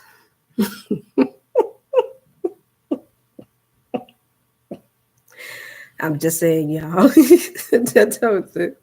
So I look forward, you all. Yes, I made the announcement. I'm at the announcement part now that yes, I will be speaking to Miss Loretta, and we're going to see about what we can liquidate for her in her health and wellness shop until she's going to shut down for a bit, so that she can focus on some other things and get past some overage. So you all, that means I still should be sometime next week, possibly next week should have some good things that I can help promote and sell to you all, for those you all that want to be a support or want to stock up on some good healthy products.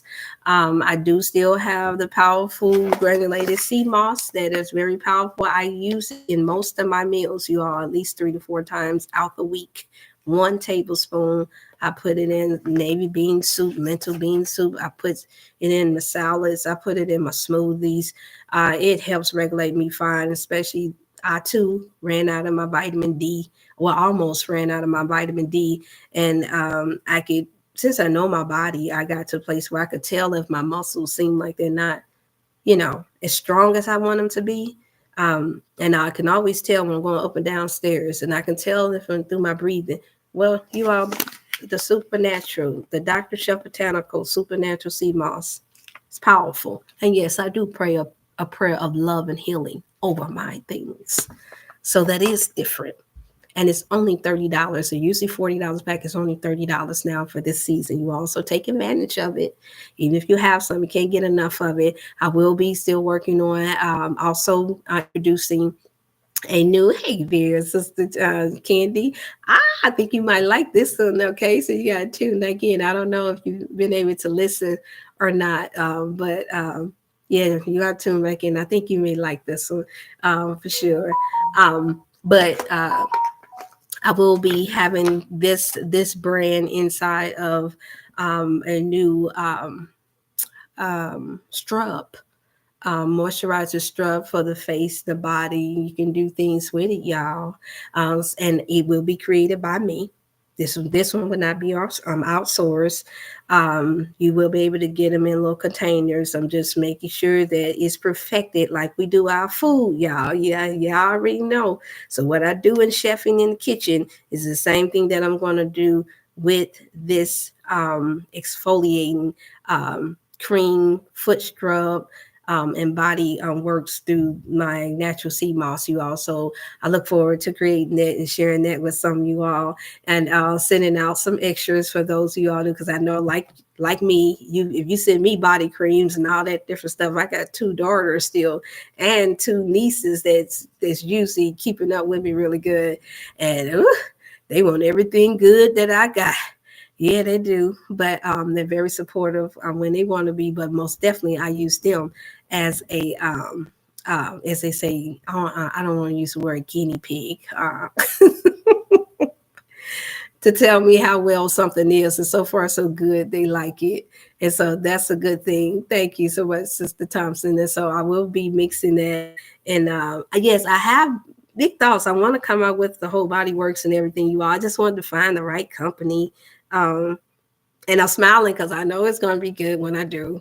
It's just that with everything that's going through this season, you all know how it is. It's the triumphant part now.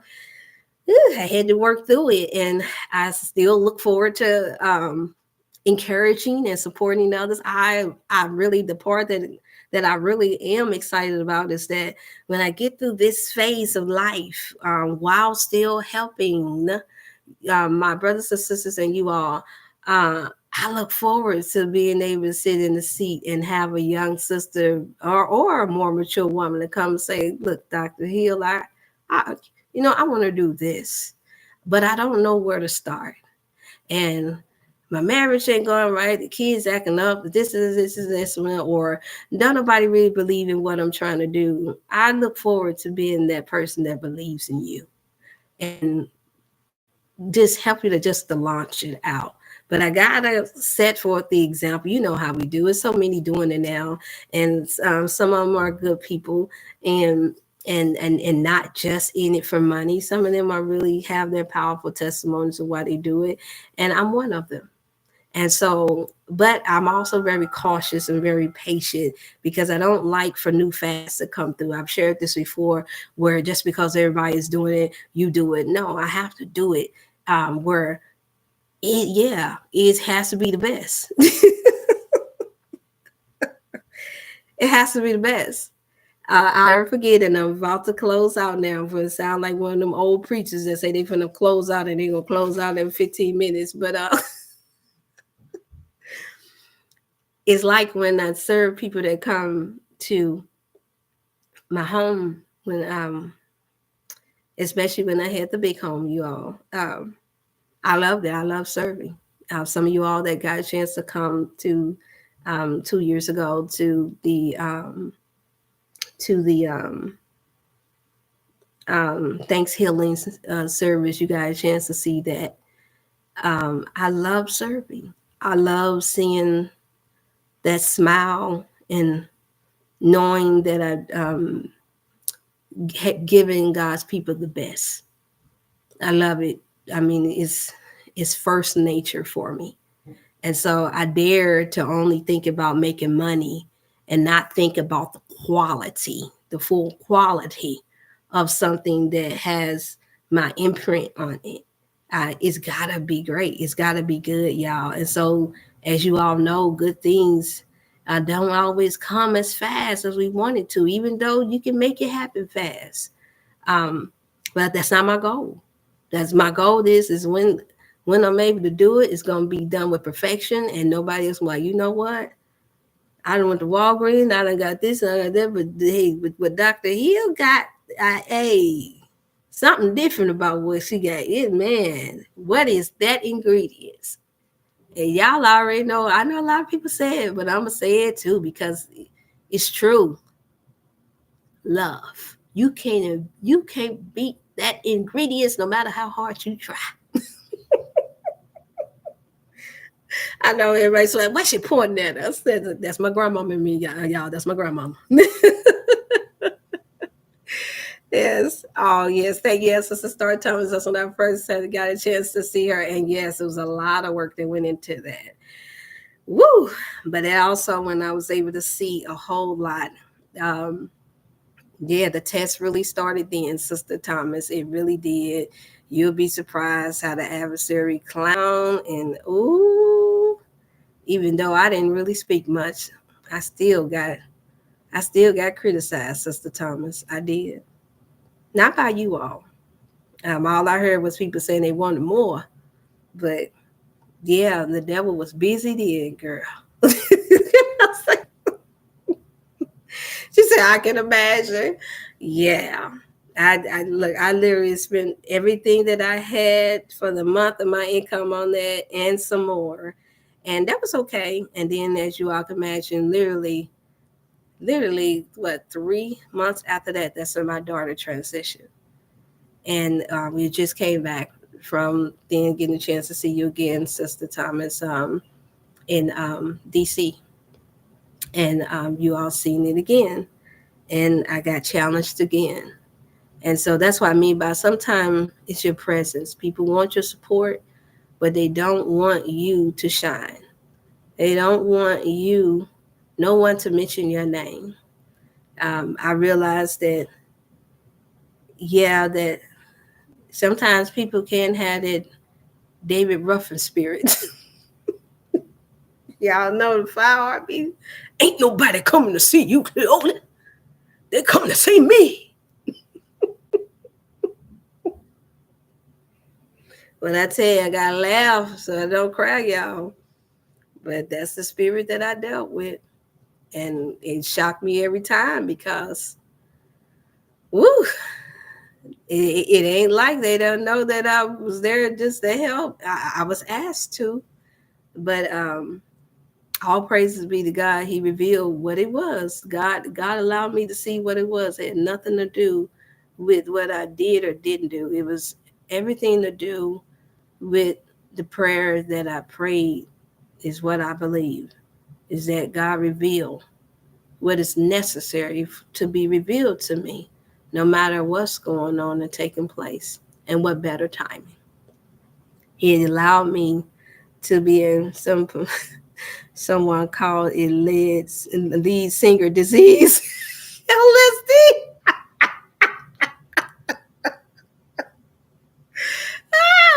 Oh God, that is so true. Don't do that to me. I'm gonna use that now. You know I'm gonna use it, Sister Thomas. I'm gonna use it, and I'm gonna give you credit, Sister Thomas. I'm gonna use that LSD. That's a good one. The lead singer disease. Yes, I was dealing with the LSD spirit. Oh. What? I know, right, Sister Candy? I like that too. I'm about to use that one. All right, y'all. I'm gonna use it until one of y'all inbox me like, okay, Dr. Shell, you done wore off that tuss. Y'all know how quick it is. You might think because I got this little channel that people don't be sharing it to other leaders and people, but you know it go viral. They don't never want to give us the credit for it though, because once again, they got LSD.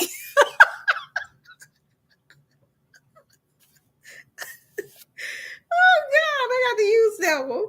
Oh boy, it's courtesy of Steven Tyler from the rock group. Oh, really? Aerosmith for real? I remember him. Don't do that to me. You gonna give my down to earth black girl laugh. Don't do that to me. Girl, I'll fall out this chair laughing on y'all. They were like, man, Dr. Shepherd's out this. Look, it's funny. Look, it's true, y'all. God will really truly prepare you for what you don't want to go through. Oh, I'm just thankful to be here, to be able to see it and know that I triumphed through it. Honestly, for real, for real, for real, for real. Man, because I did. Some of you all don't know. I shared it with a few of y'all. Will he I got prepared for y'all. I used to sing in an all girls group. Yeah, my family and a sister, just one sister from our school. I did, and I ain't gonna call no names because one of, I done said too much already, but they love me because they know it's true. I had that. It was like 7 of us. We all played instruments. We all sang. And this is our teenage years, and I had someone. I'm gonna say someone in the group that had LSD, and it was very obvious. Now, the one who could actually truly, now David Ruffin could sing. Y'all know the 5 Heartbeats. He really could sing. He could really tear up some stuff. But that all that negative energy. And we knew what his issue was in the 5 Heartbeats, y'all.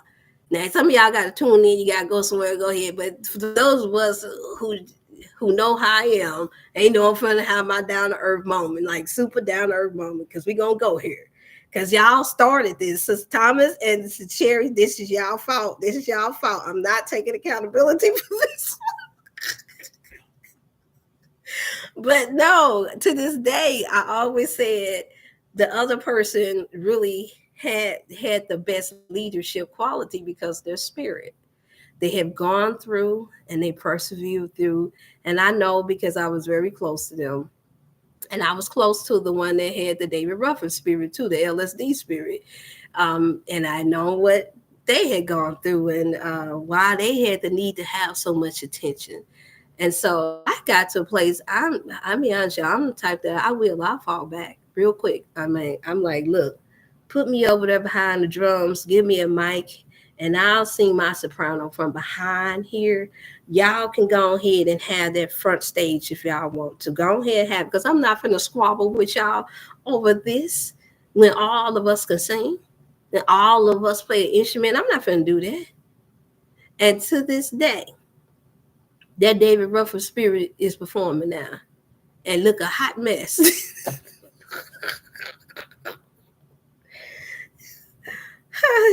Let me stop.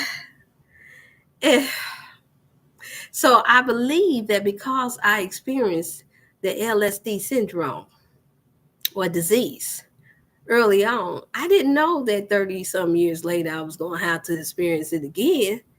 And so I did. I made humble. I did.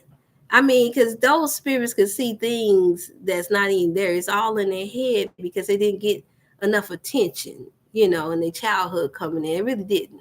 And I do my heart go out for those. Like I told y'all know I'm the oldest of many and have raised younger cousins and all. And so I've always been the one that wanted to nurture and, pat and give everybody their fair share of attention. But, as if, when you're having a lot, so it's not always going to happen like that. But you can always show love to people. You can always show support. But what I learned is that spirit has a spirit of jealousy too. It breeds a spirit of jealousy and envy. And you could tell, just like with David Ruffin, you could tell that he felt bad sometimes.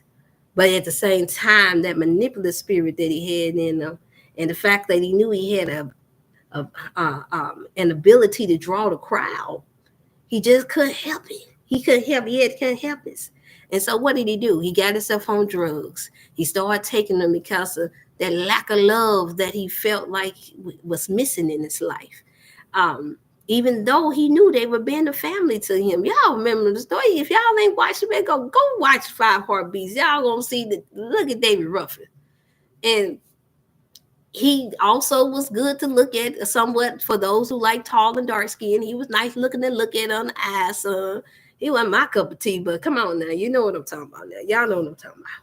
But tall, dark, and handsome is what he would have been considered, y'all. Remember? And so, bottom line is that that's what made him appealing. And then all that passion he put in his, I know that you can. It's hard. It's hard. But did you notice the ones who put the most passion in everything that they did, where it's like they singing their whole heart out? Those are the ones that had the most issues. That's why I say it's a difference between having passion and compassion.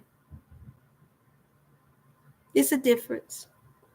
Compassion is more related, from what I can see, to love, meaning you don't have to have the experience that person have in order to feel compassionate for them.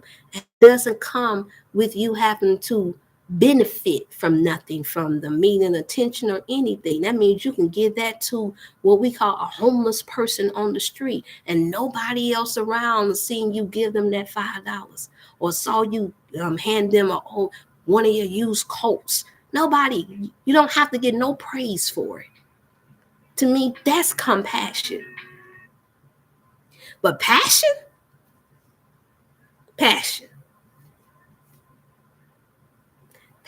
I believe, is more driven by you being excited about doing what you're doing. Just excitement. Like, I know the difference when I'm flipping in and out from compassion and passion. Like, I'm passionate right now. But when we talking about what we need to be doing, and I have compassion, and I have to exercise it on an everyday basis. When I close this laptop down, there's no question about me having compassion.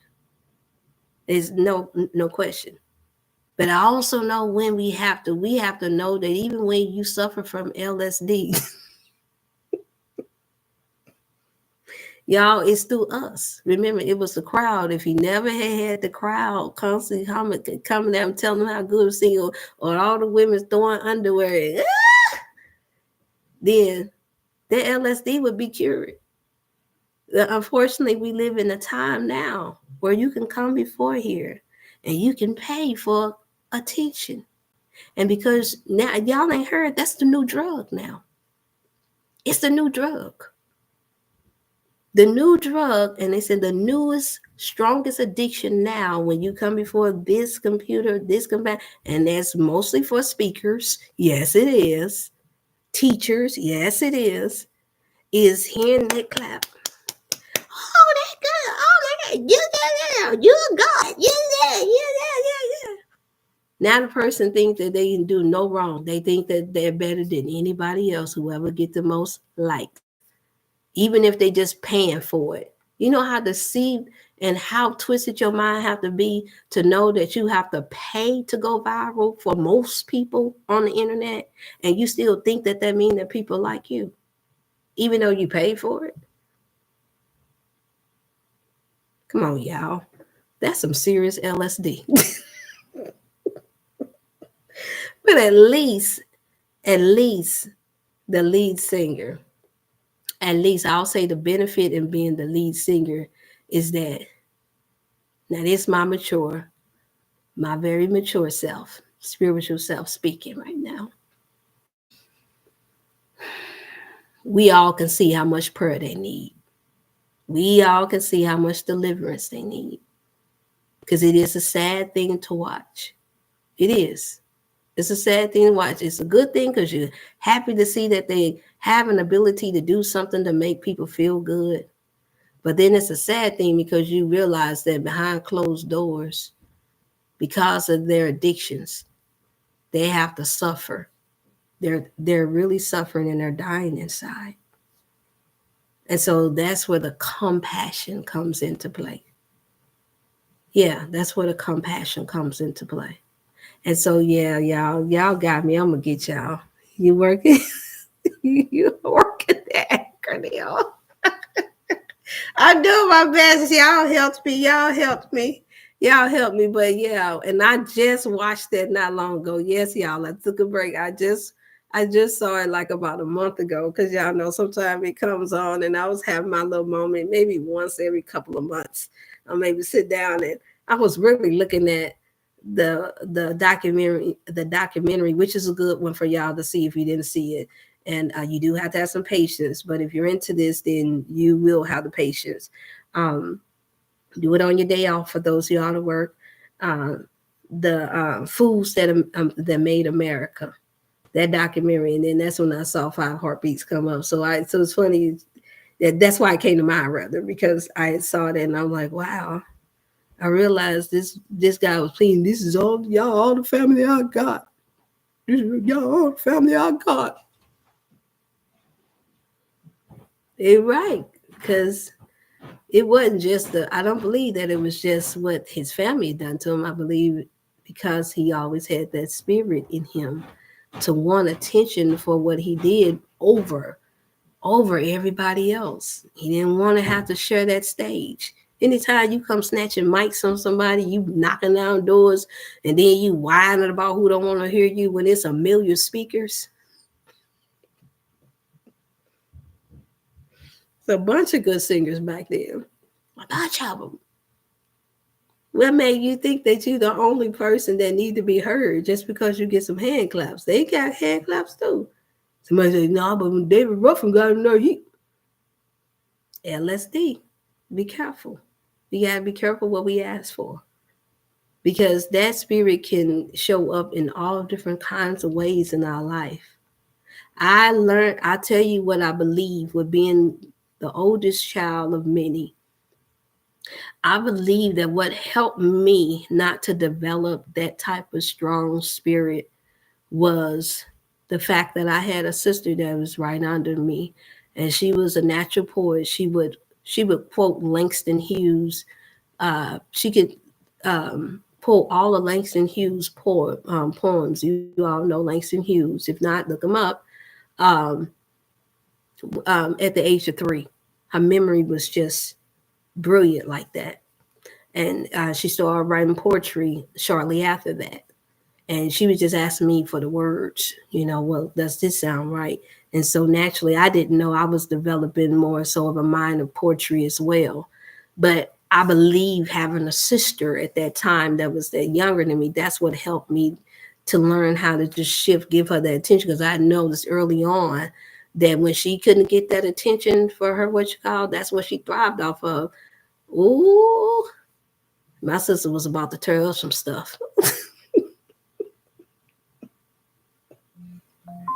So I'm like, I became, as early as 3 years old, I can remember as early as 3 or 4 years old, I became the one just looking out, trying to make sure she didn't mess something up.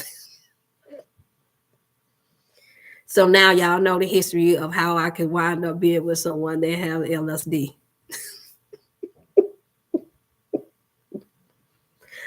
But here goes. I've been delivered. I've been delivered.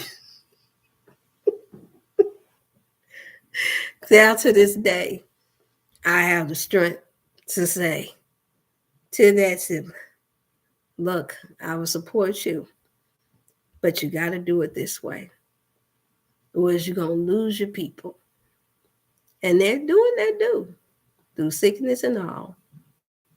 And I am inspired by them too. But anytime that LSD get out of control, I'm not the enabler no more, y'all. I'm like this.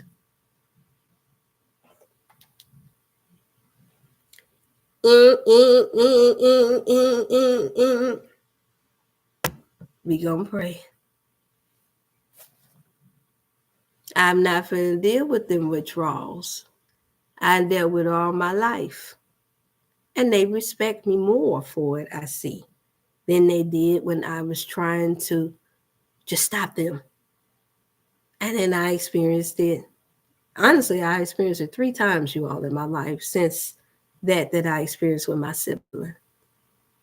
And I was like, man, So I had to assess myself, y'all. It always go back to us. That part is true. It's easy to point the finger at my sister. Like, mama, she did it. Mama, that girl, that mama, mama, mama, mama, mama, mama. No, mama, what she called? No, mama, no, mama. Could have made a song, a rap out of that. No, mama, mama, I know, mama, mama, mama, mama, mama. And so finally, years later, even after being a mentor and counseling youth while I was a youth in school, I finally, I say within the last 5 years has been the most strongest time that I've been really assessing, okay, relating that to relationships and marriage. Like, why did you have the patience for this? Why? These are the questions that we got to ask ourselves. Why did you put up with that boss? Why did you let them disrespect you like that? Why do you have so much compassion for that, knowing that that is the attention that they are addicted to, that is out of balance, unreasonable, unrealistic? Why?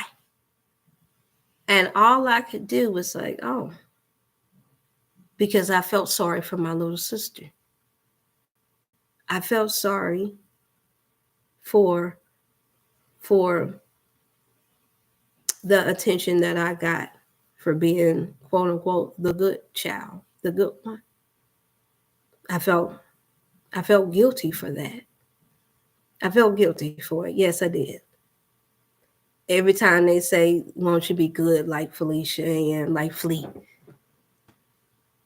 I could see the hurt in her eyes. Every time a family member said, we'll take her, but we don't want to take, but you got to keep her, and because she too bad. And now I see it acting out in my grandson. He has a little sister that's same distance. See how life go, y'all? That's what I mean by it. It's going to come back full circle. When my grandson has a little sister, same age gap practically. And I see it in her, even though that's not my biological grandchild. I only got the one grandson.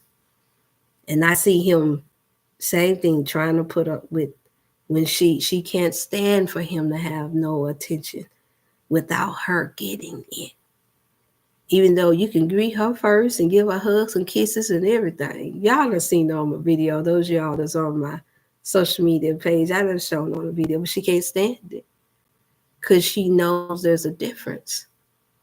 And my grandson, just being the big brother that he is, he just take it. But for the first time I heard him say, she was trying to take the phone from him. I let him watch his Sonic. He loves Sonic. He in his Sonic phase now. So he he trying to watch the little segments of Sonic, and she trying to take the phone from him. Yeah, because I set it up on my little stand thing for him so he wouldn't have it in his face. This stand I got. And she kept coming, she just gotta have it. Whatever he get, whatever he has, she gotta have it. And so I finally heard him say, now that he's 5, he finally said, stop it, Shayla, stop it. No, Shayla, no, stop it. And he came in the restroom with me. I was watching all of them, and then and this just happened, y'all. This just happened a few weeks ago. And then and there, I took a deep breath and I said, thank you, Father. He done learned how already to stand up some for himself. He done learned how, he's learning how. He has his voice. He's learning how to teach her how to treat him. And so I looked at him and I said, Kareem, good job. You did right. You didn't hit your sister. You just told her you told her stop, and you walked away with his phone, honey. And she did. Some said, listen. She was sitting down minding her business. But as long as he had let her go back and forth with him about what she wanted that was his, she was going to keep on tussling. She was going to keep on messing with him because she done already got used to messing with at 3 years old. 3. Same age that I was when I had encountered it, and that with one of my siblings. So I'm saying to say, y'all, it starts early. That's what they mean by childhood trauma. And when the parents don't correct it, trust me, I correct it. And I tell them, no, if you're not going to use your words, then you have to sit over here. Because I don't respond to, she's just clowning. And I said, when you get finished, you can come out. And what I do? She come out with a whole different little spirit. Can I? I said, you okay now? She said, yeah. I said, give me a hug and kiss. She gave me. I said, now you know, Nana, because I allow her to call me Nana too. The children don't know a difference, y'all. It's our job to teach them that they are loved, despite what the parents' decisions have been. So I said, now you know Nana love you, right? And I said, but anytime you clown and act up like that, I said, Nana, don't hear you. I hear you when you use your words. And you don't have the right to take nothing from your big brother. She, okay.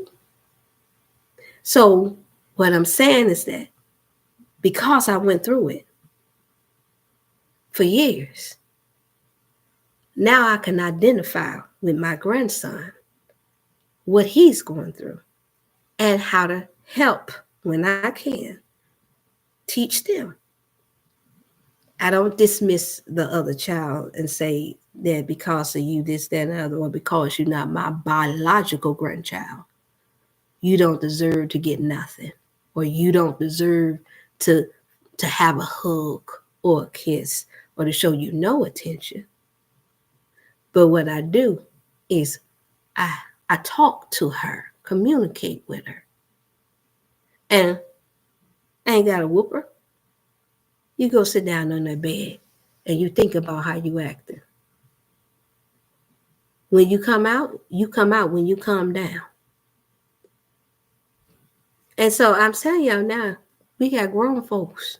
Y'all know it. We got grown folks who are still doing that. And I'm saying that it don't matter what field you're working in, don't matter your title. That's what I had. That's what my experience was.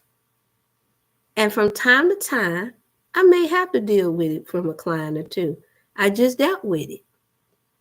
From a client, one of my clients, I can say it now because I think we've hit a milestone. And this one was a difficult one because this is grandmama and a grandson. And I already told them that I'm going to share your testimony. I said at some point, you're going to have to get a raw nitty gritty. This one, this one I expect to get testimony from because he wanted to tell it.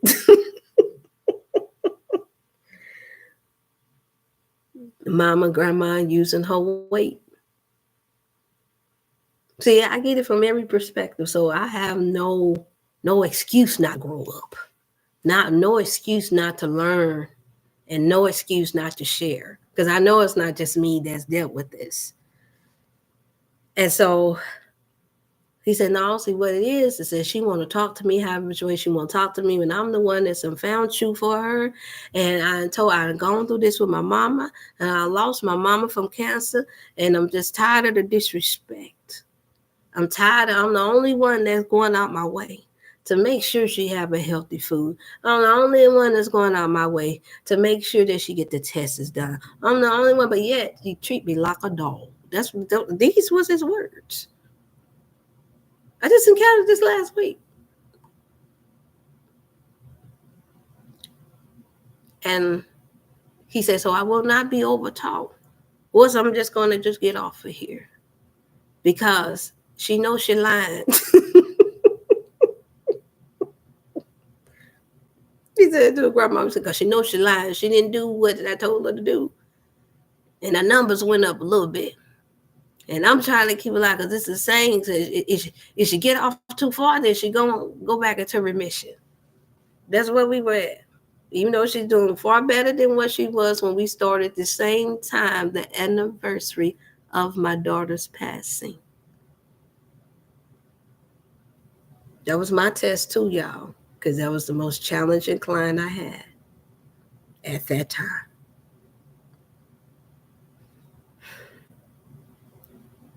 And they came from a referral of the LSD spirit.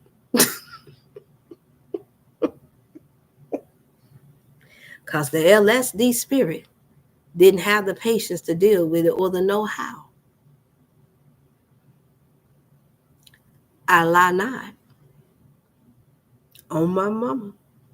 On my daddy. And I said, Lord, have mercy. So I did initially.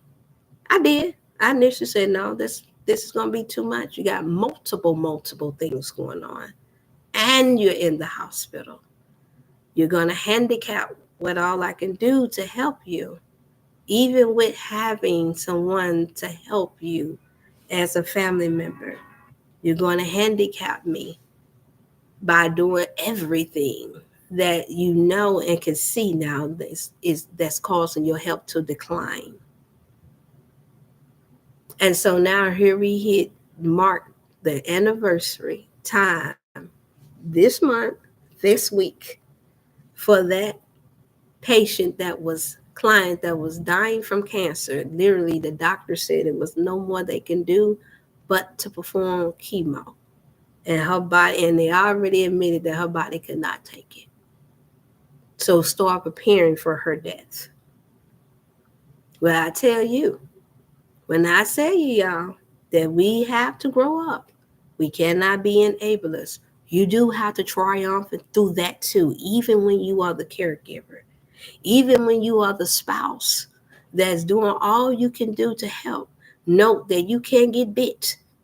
Note that you will be the one that will be seen as the villain.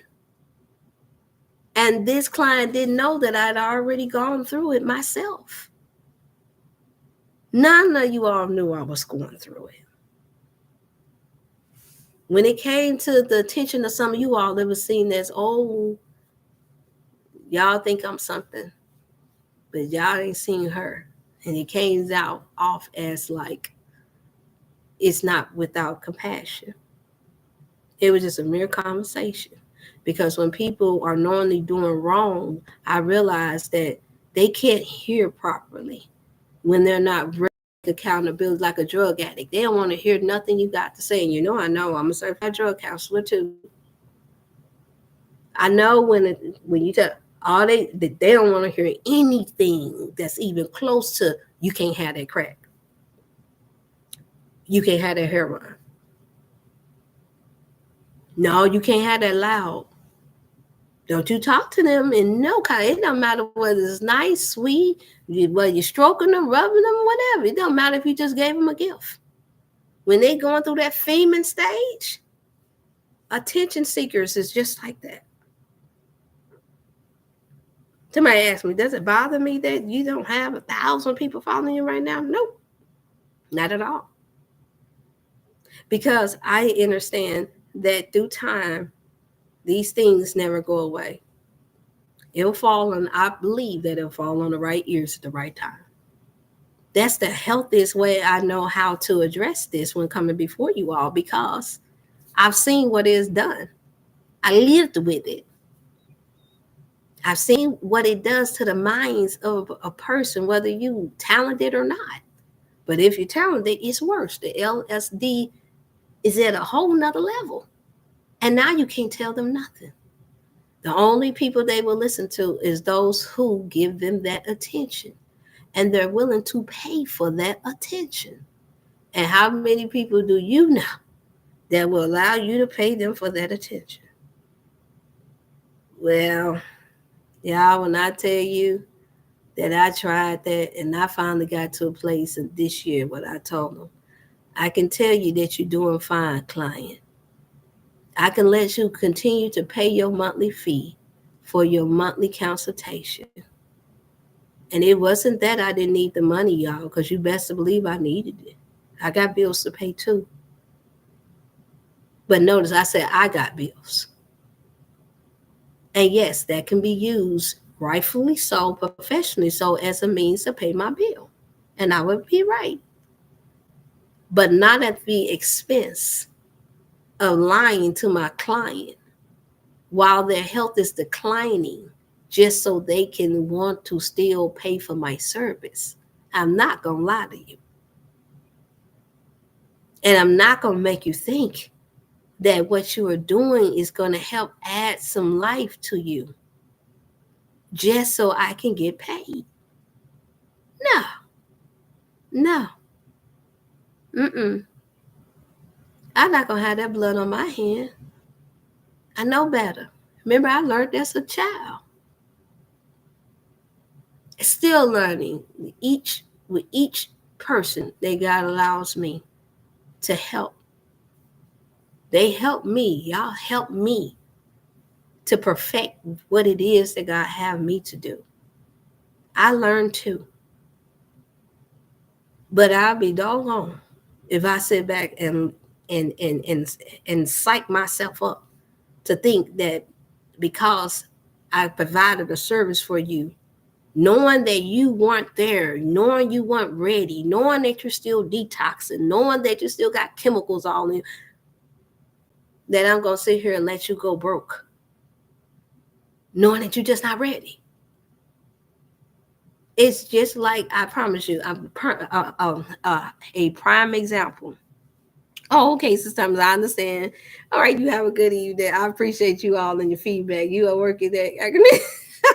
I saw both of y'all at the same time. I promise you, I learned that it's a thing that we have to do when it comes down. It's a self-assessment that you have to always do with yourself when money is involved. And I'll say, if it was any greatest lesson that I learned this past couple of years since COVID, it was that. Because that was the most money that I had ever made with a person. But it wasn't the most I had ever been given. And I say that because any of the other blessings that I got for work that I did, I never had to give it back. This time around, I had to give everything back. Everything. I had to let it all go. And whatever I couldn't let go, I had to sell it or give it away. And still had to come back to step one of the original reason why God had it designed for me before the interference, before the attic, before the distraction came. And you can get there, anybody can get there when you can tell yourself, when you can lie to yourself and tell yourself that because I'm doing this good deed, I get the right to do this wrong deed. Because I'm helping this many people, I get the right to treat the other people like they're nothing. Because I paid to do this right, that means I paid to do this wrong. I would have never known unless I had experienced that. I don't know any other way I could have had gotten that great lesson. Would I have preferred for it to be that way? Absolutely not. Would I have preferred for children to get hurt in the midst of that? Absolutely not. Would I have preferred to have failed relationship with that? No, absolutely not. But you all know that because of the human beings that we are, that's usually how we learn. No matter how hard I try to get out of it in the beginning, and some of you all that's tuned in now and later, you know it. You saw it transpire. I know because some of you called and told me, and I appreciate your honesty. I appreciate the humbleness and the concern and the prayers, because it really literally did help me to get to this point. Meaning to this point to where I can actually, a few days before the anniversary of my daughter's passing, I can literally have the courage and have the strength spiritually, naturally, and emotionally to create a Triumphant Tuesday after a motivational Monday. This is what I believe. This is my version of triumphant, because I know too many that are locked up in institutions because of what I had encountered, that half of it, you all, more than half of it, you all would probably never know. And I'm not saying it for a pity party.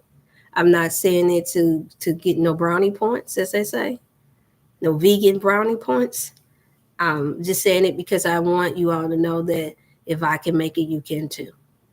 And you can, even though we're not made up the same, even though we don't come from the same family, because I believe in the scripture that says that we overcome by one another's testimony. No, that does not mean that I have to bring all of my clients forward to put them on the worldwide stream. It's a lot of other people doing that. But testimony comes from the mouth. Some people like their privacy, and I'm okay with that. I've been a very private person all my life. This was a test for me to even come before you all for this length of time, past a year now, and and knowing that I haven't become this great tech whiz yet. It was a test, but I had to triumph it through it. And it's something that you all have in your life that you know that you have to triumph it through it. And it's only fear that holds us back. It's only fear. It's only you that's standing in the way of you. And you can't allow that. You can't allow that for yourself, and you can't allow that for others. Because you never know who it is that you're going to help. And no, that doesn't mean that you got to fly off and try to be this world-renowned anything. It means for the people that God sent to you. It could just be for you and your family. And that's great. That's what I don't like about these images that's out here now. Is that it makes it look like that if you're not doing everything super big, that you're not doing nothing. And I know, because I had to deal with that type of LSD spirit too.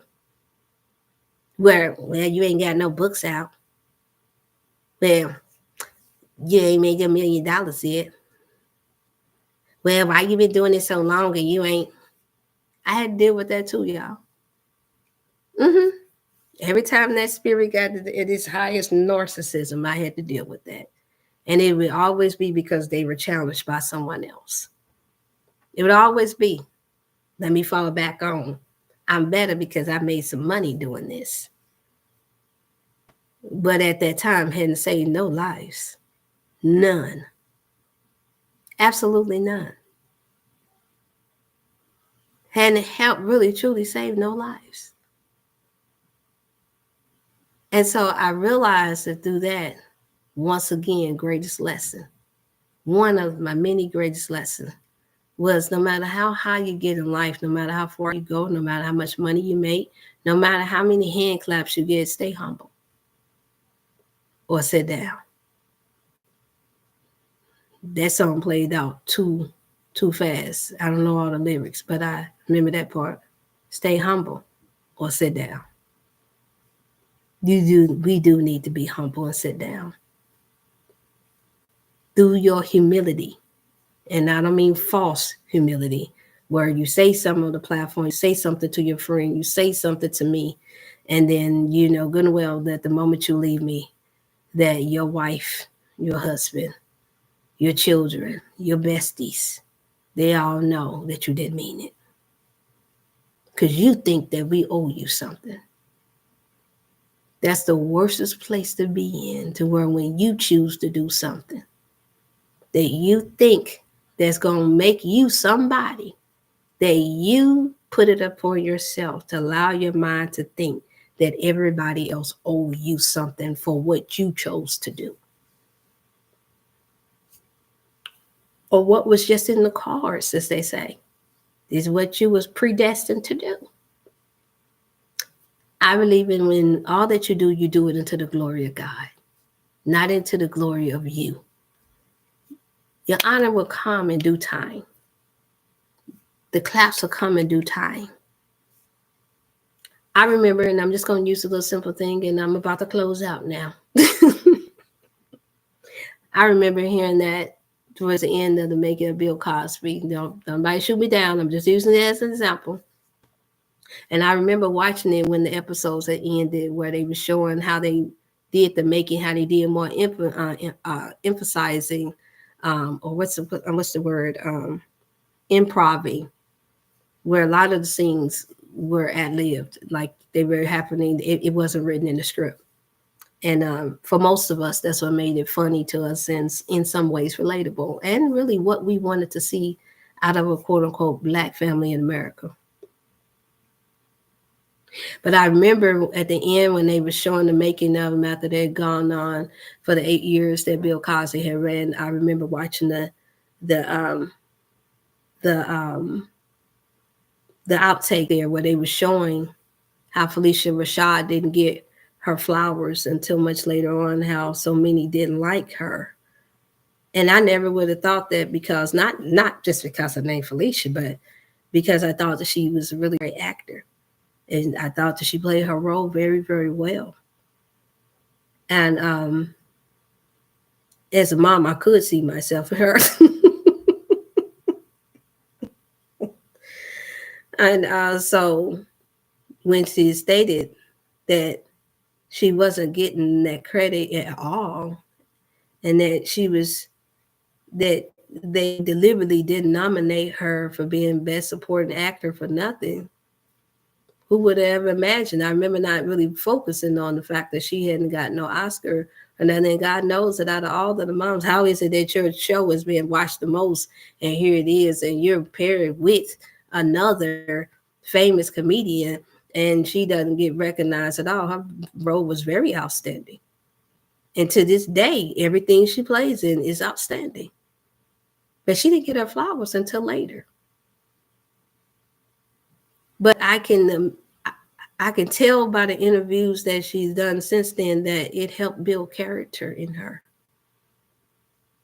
I can tell she didn't have to ask nobody to give her flowers. If you got to ask for flowers and you're doing so-called such a great work, I'm convinced that that's because you know you don't deserve none. I want to say that for everybody, because we are known for being in a world where we underappreciate those who are doing the most important things. So don't take that the wrong way for those who are still tuned in. But I mean, if you're getting paid already, and you are getting paid, and somebody is coming to listen to you, and you still asking for flowers, even though you don't have no problem with monopolizing off of somebody else's demise or sins or wrongs or failures, then that should tell you right there that something is wrong with that person's spirit. And there's a lot of praying that's going to have to be done. And so I learned through this year that is something that I want to always be on guard for within myself, because I was paired with that type of LSD spirit. Not for long, because it wasn't going to be able to last long, because you can't mix oil and water. There's going to be a separation. And even though there are some good oils, there are some bad oils. But those two properties don't mix well. It looks like it do, because you can bring about a nice scent, and we do it with our hair. I know me, y'all see how I just wash my hair, so it's all drawn up. But the oils, I put oils in there, and of course I did it while my hair was down. So yeah, you can mix it, but the look is going to be different.